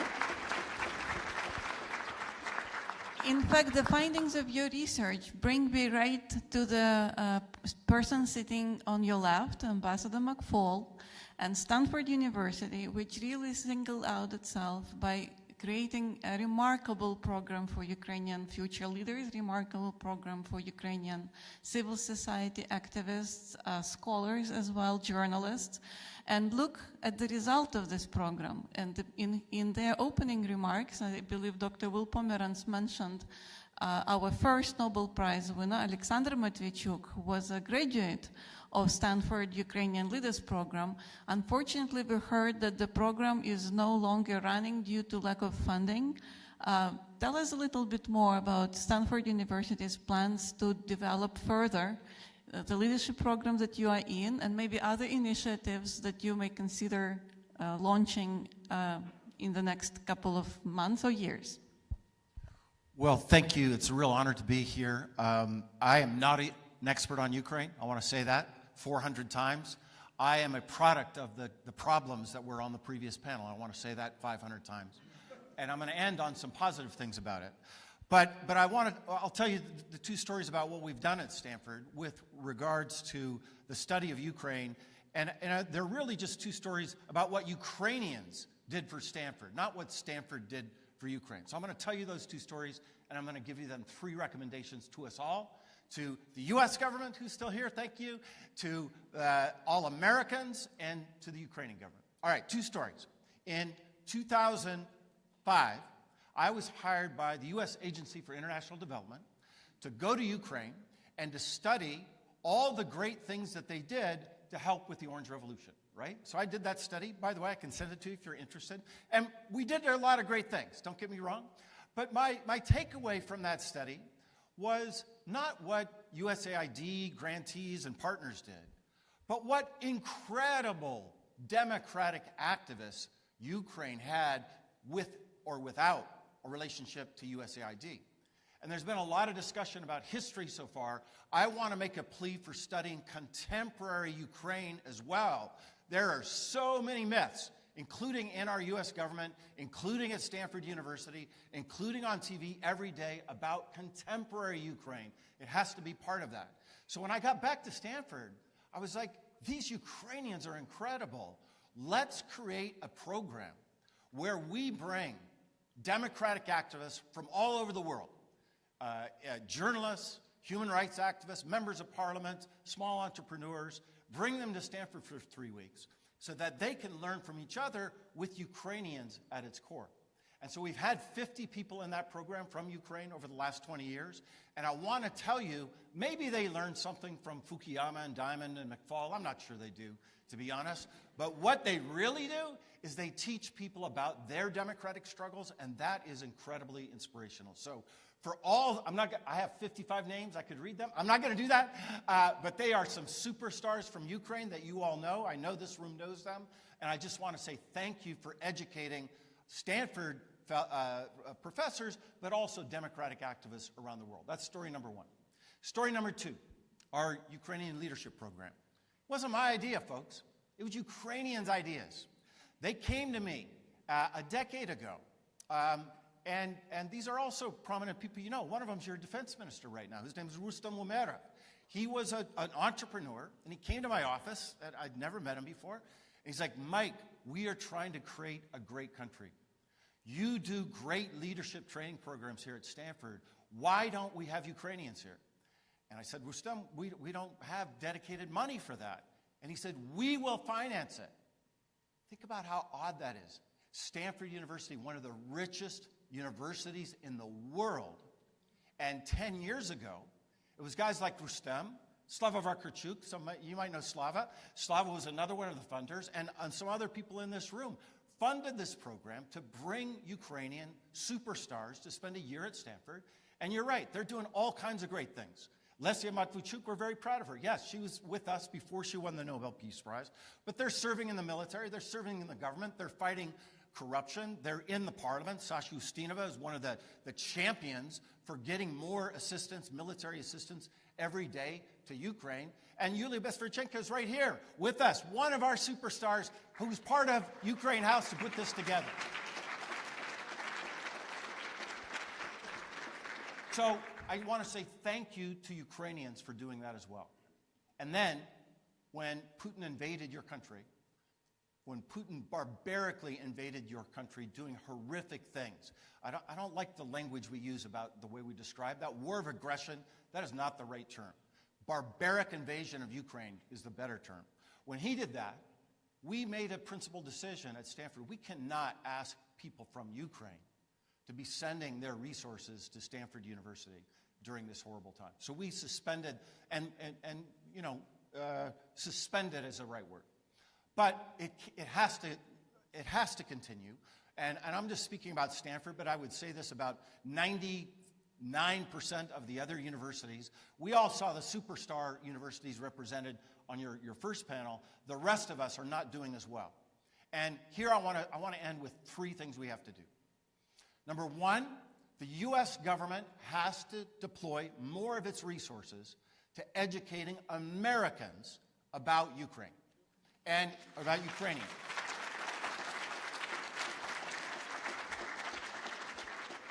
Let me tell you a little story about my own education. I did a master's degree, and back then it was called Soviet and East European Studies, right? We got to get rid of all these Soviet this, Russia this. I'm going to get to that in a minute. But one of the requirements to get funding to do that degree, and it was really smart by the State Department, was that I got a FLAS fellowship, which I'm sure a lot of people know here, but not in Russian. I specifically had to study a non-Russian language somewhere in the region, and I was selected to study Polish. And for a year I studied Polish at Stanford, and I spent 2 summers in Krakow at Jagiellonian University. Without that intervention from the United States government, I would have never studied Polish. And I believe having that experience back in the late 80s fundamentally changed the way I thought about the Soviet Union and Russia. So, number one, we need to have those direct interventions where you compel, force is too strong a word, compel people to learn things that they otherwise wouldn't learn. Number two, it was said earlier, I just want to associate myself with the comments earlier. We need endowed professors of Ukrainian studies. It is not enough to bring adjunct professors. It is not enough, as we do. You know, these superstars we bring from Ukraine, they teach, but it is not enough because it's not fundamental. It won't change the way we teach our students, people at Stanford that 20 or 30 years later are become secretaries of state and presidents, right? We want them to have foundational education in Ukraine, and it should not be part of a Slavic or Russian studies program. And I've seen this, Harvard's done it brilliantly. We at Stanford did it with Iranian studies, where a donor said, I don't want Iranian studies being part of the Middle East. I don't want it being part of the Arab world. You Americans, he came to me, his name's Hamid Moghadam, and he said, you Americans, you're so arrogant about my country. Arrogant and ignorant. He said both. We're not part of the Middle East. Persians are not, I mean, I'm not going to go into the whole thing. You know this story. This room knows this story. But after years of frustration with it, he just said, let's start an Iranian studies program, and it's not in a center on the study of the Middle East. That was transformational for changing the way our students at Stanford think about Iran, and that's what we need to do with Ukraine. And I tell you, I have failed to do it so far. I'm still working it, and you need to help us. Story number two. And then three, we have to get our foundations and Title VI money, the more institutional funding of education, they have to change the way they think about Ukraine. I would say the same about a lot of other countries, but we're talking about Ukraine today. If it's just always part of a first word with a comma and then something else, it will never change fundamentally. Those big foundations that fund a lot of research, they have to change the structure. Thanks for having me.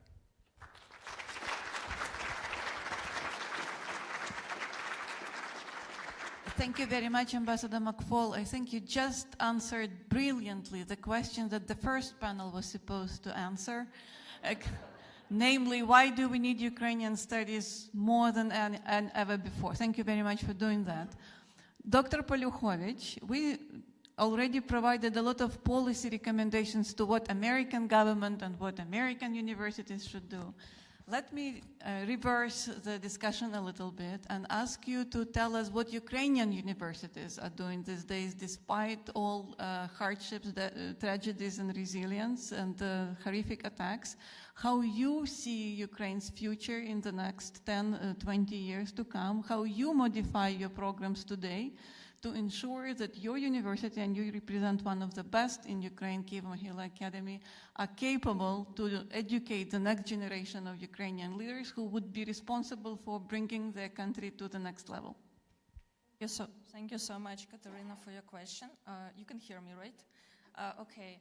And it's a great privilege and honor to be here, and thank you for your kind invitation. Despite the full-scale invasion, we are proceeding at our university as if everything is normal. So graduation ceremonies are taking place, and during the full-scale invasion, we opened and reorganized 2 faculties. So this is the faculty of continuing and professional learning, and the faculty of psychology, social work, and public health. And new MA, BA programs are being opened at our university. And of course, everything is possible due to those people who defend us in the front lines, and thanks to whom I and my colleagues have a place to come back home. And our community never stood aside social and political processes, so including Orange Revolution, Revolution of Dignity, and now the full-scale invasion of Ukraine. So we have many of our colleagues who are now in the armed forces of Ukraine, and what amazes me, some of them are continuing to working at university, holding classes, and serve as the administrators. Tragically, we won't see any more 24 of our colleagues whose photo are situated on the Wall Memorial at our main building. They were killed by Russia, and I recognize at least 3 faces, and one of them is my student, Mykola Rachok, who was writing his MA thesis about cars in American literature of 1920s, 1930s. Probably he could write more on this and research, but he would not. And also, what was mentioned here, it's about the future, the part of future that we are losing already. Exhibition Unissued Diplomas. It's an exhibition about Ukrainian students that also were killed by Russia as civilians or as military. And technically, these students could have any diploma of the world, but they won't. In such circumstances, we continue to work, and when I was thinking about your, Katerina, questions and the topic of our conference, in May alone, our president, Serhiy Kvit, signed an agreement of cooperation with University of California, Berkeley, and there will be an innovative hub opened, and Kyiv-Mohyla Academy is actively participating in those activities. And historically, Kyiv-Mohyla Academy scholars were very active in international events, and in the same months, in May, 8 our scholars participated at the annual convention of the Association for Nationality Studies at Columbia University, and the majority of their topics were directly or indirectly connected to the full-scale invasion. And it's very important that Ukrainian voices could be heard at such international events of such scale. Also, speaking about research, we are continuing doing very serious research. It is connected mainly to psychological treatment because of reasons evident. And we are doing this research in cooperation with Boston Medical School, Harvard Medical School, and the support is provided by the National Institute of Health. And I must say it here that we are the only one university in Ukraine that are doing grants supported by the National Institute of Health. It's very complicated grants, and we are really working very hard on them. Also, we are in Ukraine, we try to expand our knowledge derived from a research to the whole Ukraine. And we are the leaders here in training. This is the methodology. Its abbreviation is CETA. This methodology in psychological treatment was developed in the US after 9/11 tragedy, and Ukraine subsequently became involved in this research. And what we are doing at Kyiv-Mohyla Academy, we are providing certificate programs for other trainees from Ukraine, and thus expanding this knowledge. Also, what is worth mentioning, it's veterans topic, and we will launch certificate programs for our veterans, and it was possible with the generous support of Kyiv-Mohyla Foundation of America, who are our great friends and partners during the decades. Also, what is worth mentioning, we have MA and BA programs in communications in state governance in a collaboration with Indiana University. And also, we have also many grassroots initiatives. And our faculty of law is very active in this process. They launched a peer-to-peer legal writing seminar for BA students, and our students have a possibility to cooperate with the US students from the law schools of Yale, Harvard, Columbia, Northwestern University, among others. And it's a great sign of support and solidarity for us, and we definitely want to develop and expand this experience. Also, in terms of promotion, we have a project, CAM-A Talks, academic talks. This is a series of webinars which are concentrated on the legal issues of ongoing war, and it is done with the support of Ukrainian World Congress. It is open for everyone. I kindly invite you to participate, to ask questions, and the US audience is one of the largest in these webinars. Okay, so I can proceed, but yeah, as there is a lack of time, we are happy to continue, and these initiatives should be strengthened and expanded. Thank you. Thank you, Olga. You mentioned several lines of very important work, like documentation of Russia's war crimes in Ukraine and preparation of the new generation of Ukrainian legal scholars who would be capable of doing this and bringing Russia to justice and accountability for its war crimes. Re-education of Ukraine's war veterans. We will have thousands and thousands of Ukrainians who will be eventually brought to civilian life afterwards. This is a very big line of work for Ukraine's educators in the future.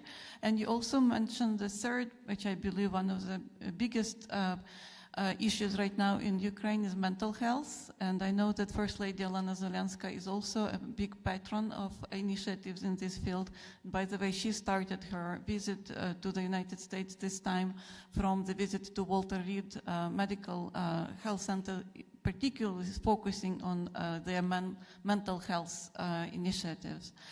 I am very pleased that our dear representatives of the Ukrainian governmental and semi-governmental institutions are present here, Volodymyr Shaiko and Yevgen Kudryavets. Volodymyr, let us begin with you.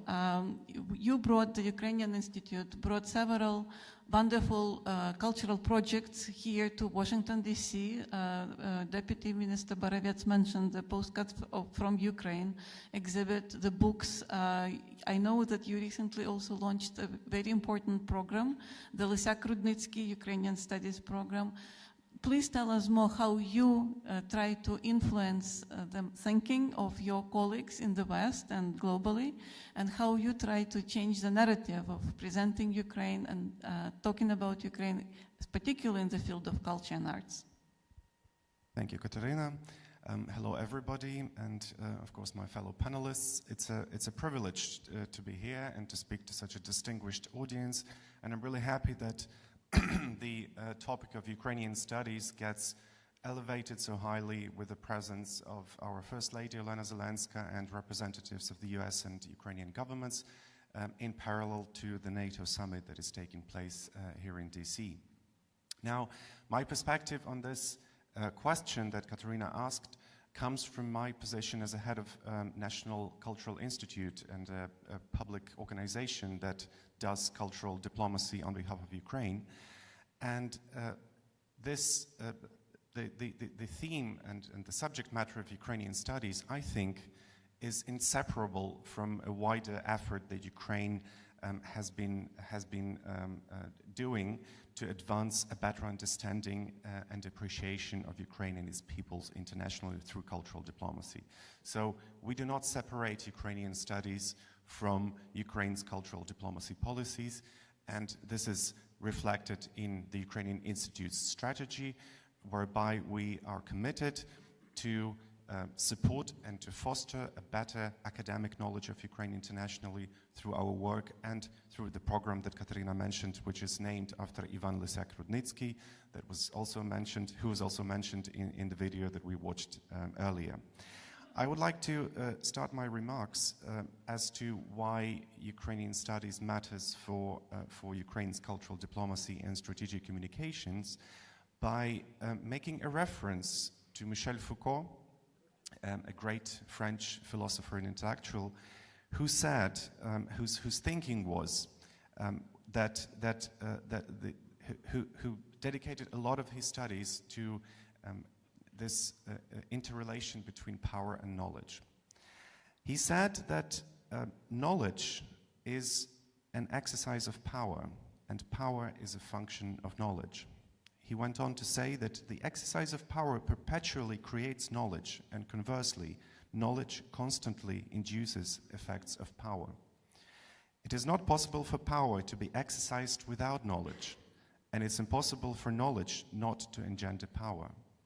If we were to apply his thinking to our today's circumstances, it's clear that today's policies, government policies, but also bilateral and multilateral relations must be informed by credible academic knowledge that is present, that is available, and it's reliable enough to inform the decisions that are being taken on behalf of all of us. Similarly, it's not possible for knowledge not to engender power, and I think that applies to international academia.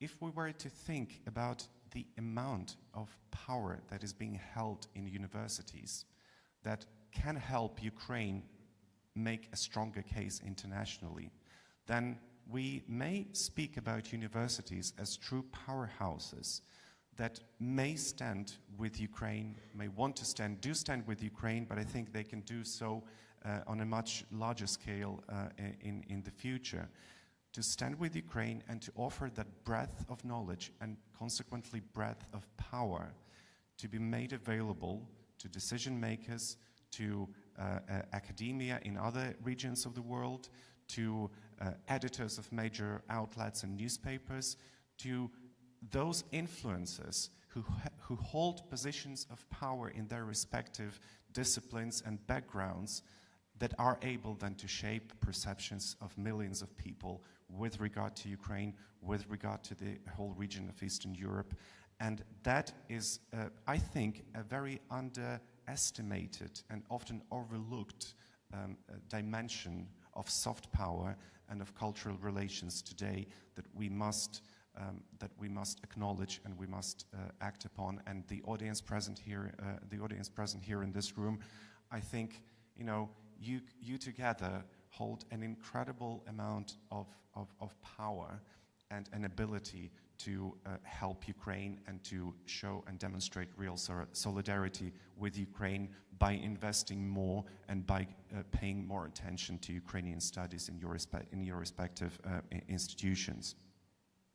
I also want to quote very quickly Alexander Vidman, who was Director of European Affairs for the US National Security Council in 2018-2020, who argued that the problem of Russocentrism in the perception of the region of Eastern Europe in US government circles is even more complex than in academic Slavic studies, which in recent years have at least begun to reevaluate their previous approaches. And he says, in the time I spent on the National Security Council from 2018 to 2020, the results of this cumulative bias in national security education became obvious. Very few officials had specialized knowledge in the region, let alone of Ukraine, and among those, even fewer had Ukrainian language skills. So it's just one of the quotes to illustrate how far-reaching consequences the underinvestment in Ukrainian studies and regional studies may have globally. Now, when it comes to practical solutions and what has to be or needs to be done to change the situation, I would like to offer a few and propose a few. These recommendations stem from our research, our comprehensive research of Ukrainian and Crimean Tatar studies internationally that we did in 2022. We surveyed over 120 academic centers and think tanks in all regions of the world that had some sort of an element of Ukrainian studies to them. That's from full-fledged institutes to individual scholarships, for example, or learning or teaching programs. So we treated Ukrainian studies field very broadly. And out of those findings that we accumulated, we would like to propose three main areas of project-based work that needs support from our international partners. And we, as a institution, would be very much willing to manage or to administer or to at least be part of that programming moving forward. So three areas which are very crucial for us, from our perspective, to advance Ukrainian studies further. It can be an endowed fund, it can be a dedicated funding program, it can be a multilateral partnerships with major international universities that will enable these three programming areas. First one is development of new courses and curricula and teaching and learning programs at international universities that would do exactly what was mentioned before, to educate American and international audiences about Ukraine, about its past, present, and future aspirations. Second, very important, is a program of research visits of international scholars to Ukraine to be able to work with our archives, primary sources, to network with their Ukrainian peers, that would lead, hopefully, to collaborations and cooperations in the academic field internationally. And last point, support for new research work, individual and collective, support for publications on Ukraine in other languages, and support for translations of these works into other widely used languages around the world. So I would like to leave it at that and invite anyone who would like to have a follow-up conversation to these ideas and proposals. Please, you are most welcome. Thank you.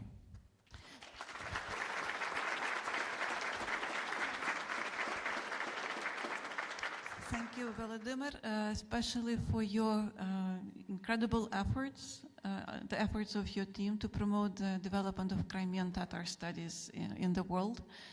The point well taken, and I hope that this audience will hear you loud and clear. Our last but not least speaker today and contributor to our discussion is First Deputy Minister of Ukraine for Education and Science, Yevhen Kudryavets, who joined the new administration at the ministry, I believe, about a year ago. Yevhen is not new to Washington, D.C. He was a part of the Ukraine House D.C. Foundation team for about a year, where he developed extensive contacts across the U.S. administration, and who knows very well from inside the challenges and opportunities that U.S.-Ukraine partnership in education and science entail. Yevhen, this is your moment. Please do your elevator pitch and tell us how your ministry is trying to strengthen the partnership that will, again, help Ukraine overcome all the challenges that we've discussed earlier today. Thank you, Katerina. And first of all, I would like to thank all participants that you have this time with us to discuss Ukrainian studies and the future of that. I want to start with overarching vision and some kind of political and academic vision of the future, and this future based in one word: truth. When we are speaking about the future of Ukrainian studies, first of all, we are speaking about the modality and definition of truth about Ukraine. The truth which prevented the world from believing that Ukraine is a part of Russia when Russia invaded Ukraine in 2022. The truth that has been attempted to be erased from hundreds of years by different empires of Russians. The truth that was attempted to be deported from Crimea early in the morning of May 18, 1944, along with its people. The truth that is hard to recognize from KGB archives. And in the beginning of last century, Ukrainian immigrants were among the first to offer the world an alternative to Russian Soviet perspective on Ukrainian history, culture, and society in international academic community. This is how the first Ukrainian studies emerged, and the diaspora became the voice of the Ukrainian people who at that time could not speak openly without guidelines from the Soviet Union. British researcher Jade McGlynn, who studied the war, says, any propaganda requires two things: a platform and resonance. And resonance. And resonance. In places accustomed to a scientific approach, it might seem there is no place for such a platform. However, even now, and with renewed vigor since 2022, the aggressor state is investing significant funds in the development of its propaganda. This is done under the guise of culture, education, and research, and is authorized by decrees personally signed by Putin. But the truth and history lie in other decrees. In those that 2 days ago targeted Kiev's largest and most technologically advanced children's hospital, where the most severe diseases are treated with a Russian missile. According to military analysts, the hospital was hit by a modernized version of the Russian missile with a special approach when you need to upload the image of the building before the hit. And this is a current reality, our modern history. The Ukrainian people are strong, multifaceted, multinational, and have their unique and complex history, a history of indigenous people and all nationalities that are part of our community. The history of Kiev, the history of Ukrainian Carpathians, the indomitable Kharkiv, the Crimean Tatar people who, through occupations and deportations, generation after generation, preserve their identity all over the world. The history of Mariupol and Odessa, the histories of millions of people in thousands of cities. In studying Ukraine, it's important to remember the indigenous people and our fight through the years and hundreds of years, last 2 decades, 2 centuries. And it's important in the first panel, it was discussion how Ukraine was misplaced by general understanding of Soviet Union and Russians, and we actually lost a lot of mentioning Ukrainian identity and history in academician reports, in scholars, researchers, and now we have time to renew that and to make it possible. The more we talk about study and research real facts about Ukraine, Ukrainian identity, Ukrainian history, Ukrainian place in the history, and contribution to the world history, we will be stronger on all platforms, and we will make the platform of Russian propaganda weaker from time to time, and with our common effort. And today, this is a matter of security and life for us. What is discussed in academic circles shapes much more than it seems at first glance. We know how many diplomats and ambassadors and researchers are referring to what scientific community are created, and we need to be on the front line of that academician fight. And now I wanted to present you in our new initiative, together with the Minister of Foreign Affairs, Presidential Foundation for Support of Education, Science and Sports, the Ukrainian Institute and Office of the Crimea Platform, and with the support of the First Lady of Ukraine, Olena Zelenska, we are launching the Global Coalition of Ukrainian Studies and establishing this with aim to unite all existing initiatives and effective contribution to find the common solution how to extend our efforts to spread Ukrainian studies all over the world. And for Ukraine, the support in research and education about Ukrainian studies currently, and culture, and language, and history, and literature is more important now than ever. We invite every university here today to become a participant of that. Together, we are stronger. It means we can have a platform of Ukrainian studies, of Ukrainian leaders all over the world, of Ukrainian scholars who will be on the front line of our propaganda fight against Russian attack and our Russian war against Ukraine. And as of today, Ukrainian Institute has gathered data of 160 centers in 30 countries around the world studying Ukrainian studies. The Presidential Fund and Ministry of Education is currently working with these centers to engage them to be a part of that. And right now on the slide, you can see three main components which will be the part of this initiative, the part of this coalition. First of all, it's interaction and synergy of our efforts. We need to exchange our experience. We need to understand that we are in the same team and we are achieving the same goal together. And it means that we are all here in the hall discussing the future of Ukrainian studies. And in the first panel, it was mentioned that a lot of universities are working, and a lot of universities has different modalities of having Ukrainian studies. And we wanted to have this exchange, we wanted to have this synergy for the future of Ukrainian studies. The second, we wanted to develop the new tools for that. It should be very simple for any university or any institutions to join the coalition. It would not require for you to create the program from the beginning, but you can do some simple stuff to use materials from Ukrainian Institute to launch the exhibition, or you can use the case studies from Presidential Fund to use in your lectures about management or about work or crisis management or global security or global politics.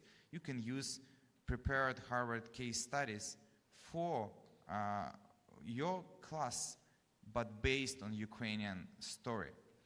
And it could be all other modalities which we will share with you during the matter of couple of days after the event. All participants will get detailed information how to join coalition and what kind of modalities you can use. And important for us, the joining of that doesn't mean that you are part of some means for you, that you are part of some big goal, which under the auspice of the Ukrainian government and First Lady, and we will work all around the world, starting here from the United States and Canada, and to continue that in all other countries, to say that you need to speak about Ukraine loudly, you need to show Ukraine in the real identity, you need to split Ukrainian history from the general Eastern European studies and show how Ukraine is defining in the current society of Europe, how Ukraine was defining for Europe last 1,000 years. And we aim for universities to gain new opportunities, exchange experience, and receive the best content and support program within the coalition. And I want to conclude my speech with lines about the truth. I started from that, and I wanted to finish with these general thoughts. I wanted to cite Tahir Khalilov, a Crimean Tatar deported in childhood. Depriving the motherland, killing the parents, and seizing guardianship of the survived children, what could be more monstrous than this? Every evening in their orphanage assembly, we thank together. For our happy childhood, thank you, our dear homeland. Years later, he would write, the worst thing, my boy, is to be orphaned when they take away your historical memory, when they deprive you of self-awareness. We were forbidden everything except death. We have no right to remain silent about the past or the present, to prevent stories like this and the millions of crimes against humanity happening today in Ukraine. We are all on the side of the truth. We must protect it, and we must be stronger together. Thank you.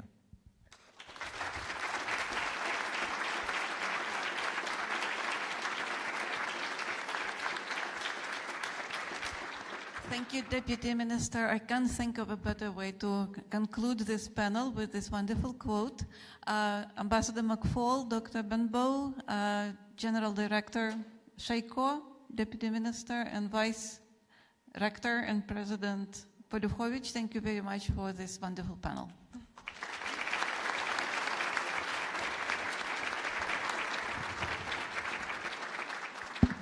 Before giving the floor to our concluding remarks, speaker, Dr. Alan Goodman, we have a little surprise ceremony for you.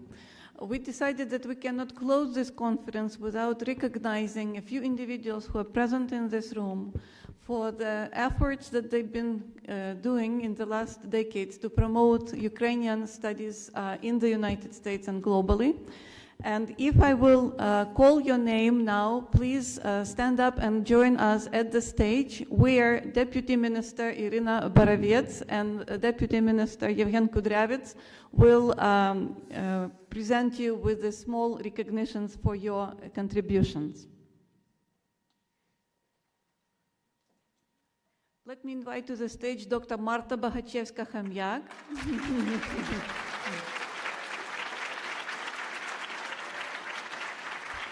Former director of the Ukrainian Fulbright office in Kiev.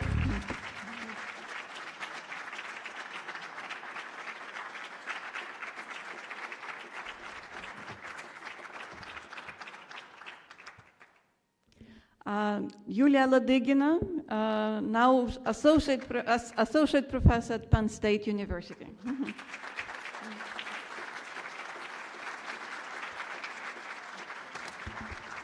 Dr. Yohanan Petrovsky Stern, professor at Northwestern University.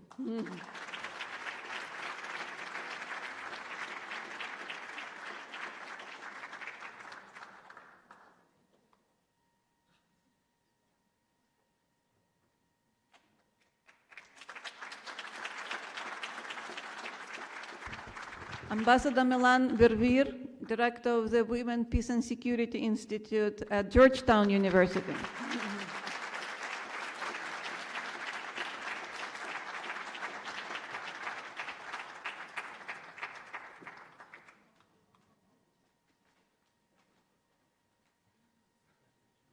Mr. Bogdan Vitvitsky, president of the Ukrainian Studies Fund in the United States.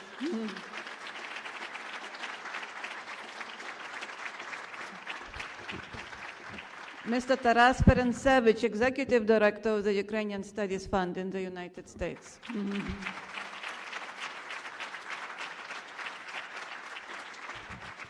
George and Nina Voskov, founders of the Ukrainian Studies programs at Penn State University.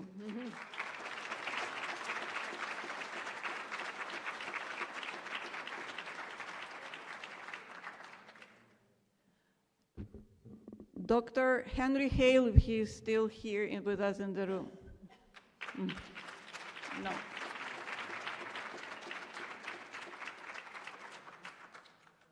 Dr. Valentina Izmirlieva from Columbia University.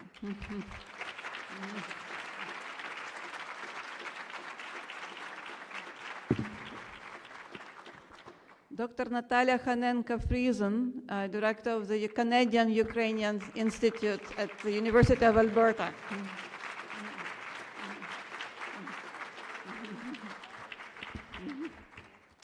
Dr. Tymisz Halavinsky, Executive Director of the Ukrainian Research Institute at Harvard University.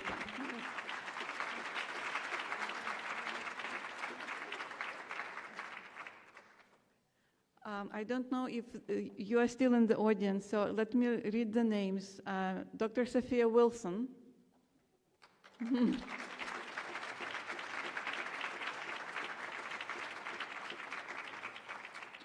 Dr. Alexandra Vallo.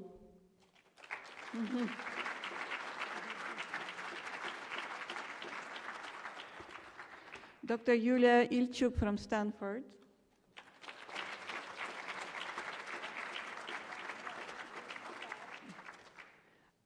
Dr. Svetlana Rohovik. No? Oh, yes, here she is. Ambassador Michael McFall.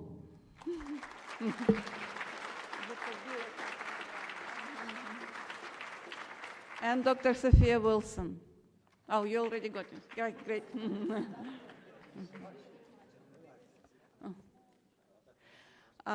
I can't conclude by not mentioning Dr. Serhiy Plokhy, who was supposed to be here today, unfortunately couldn't join us for health reasons, but of course Dr. Serhiy Plokhy more than anyone else deserves the recognition that will be given to him later.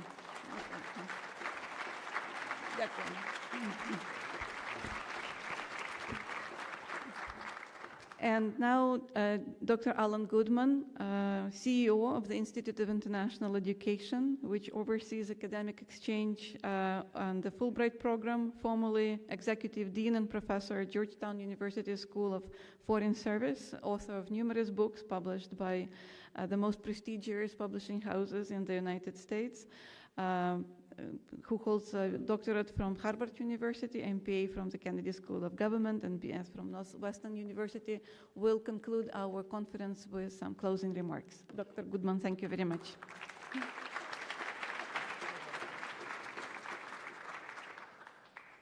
And we're very proud of Katerina. We first met as she was a returned Fulbright alumna working in Kyiv. I think maybe Mary Kirk would have known her during her time on Fulbright, but thank you for inviting me. I love graduations. I also think I took the first semester of a course in contemporary Ukrainian studies. At least I had the feeling that the two panels and all of the speeches gave me an understanding of Ukraine that I really never had before. I have the toughest job in the world, which is to conclude. I'm going to do it in 4 words and make 2 observations. We're all Ukrainians.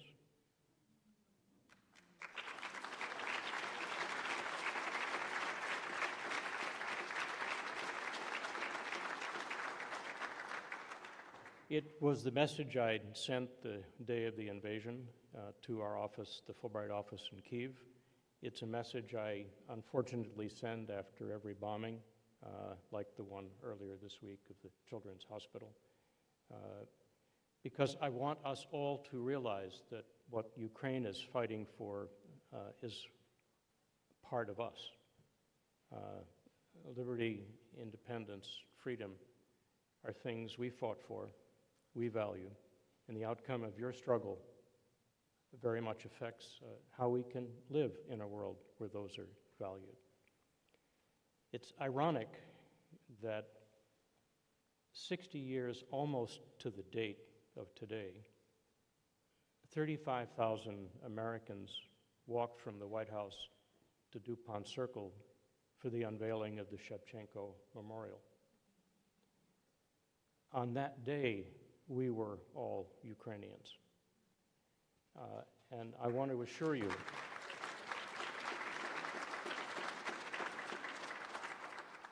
that when I drive home from the office and pass the memorial, there isn't a moment that I don't think about what's happening and the roles we all need to play in making the outcome better.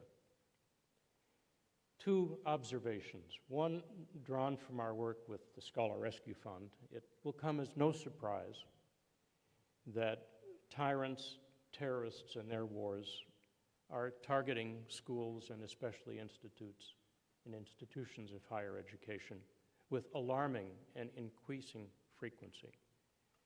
We've been doing this scholar rescue work for 105 years at the Institute. The past 4 years have been the absolute busiest years in our history, worse than the Nazis, worse than the Soviets, worse than many civil wars, in terms of the global scope and attacks of institutions of higher education. That's probably not news to the professors sitting in the audience. It always shocks American audiences when I speak about this because they think of the Nazi and Soviet period as something of the past.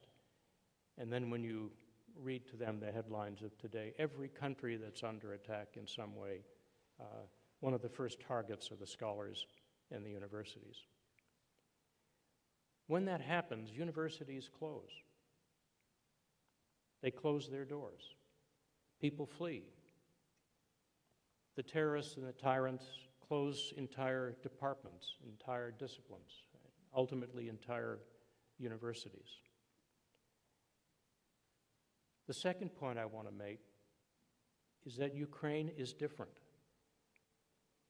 In all of our work, especially in the past decade, where we've seen governments and universities under attack and close, Ukraine is the exception. The moment you were attacked, you reached out to your American and European partners and partnerships. When the instinct would be to close and cease operations, you found ways, first with the universities in the East to reconstitute them in the West. And then as universities and schools were destroyed, you found ways to still teach, to still have students, and to survive two invasions, one COVID and one Russian. I haven't seen anything like that in the world of scholar rescue. I haven't seen any president who's leading a country under attack say one of my priorities is opening our doors. One of the presidential priorities is strengthening education and science. And one of the priorities is making robust and new partnerships so that we can learn from each other. Ukraine is the exception. And like the Shevchenko Memorial, I'll never forget that what your government and country is doing today in higher education through the partnerships that were represented here. I'll never forget that you are the exception, which I hope will, like the memorial, shine for a very long time in keeping academic doors open, strengthening partnerships, and making the world we share a less dangerous place. Thank you so much for being Ukrainian and having me.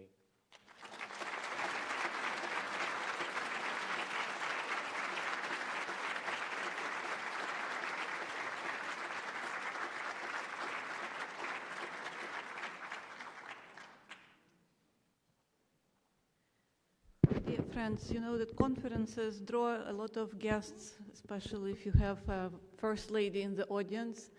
But I want to thank all those who stayed with us till the very last moment of this wonderful event today.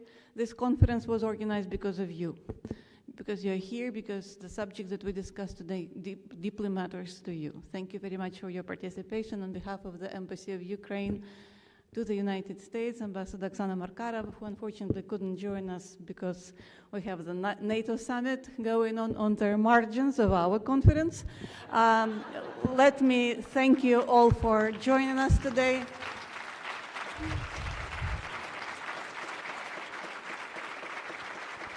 I hope that we will see each other again in the future because we're just launching something big and beautiful.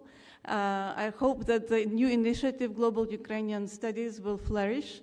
And let me assure you that we, as representatives of Ukraine's government, the Ministry of Foreign Affairs of Ukraine, Ministry of Education and Science, will do our best to ensure that this endeavor will fly high and bright. Thank you.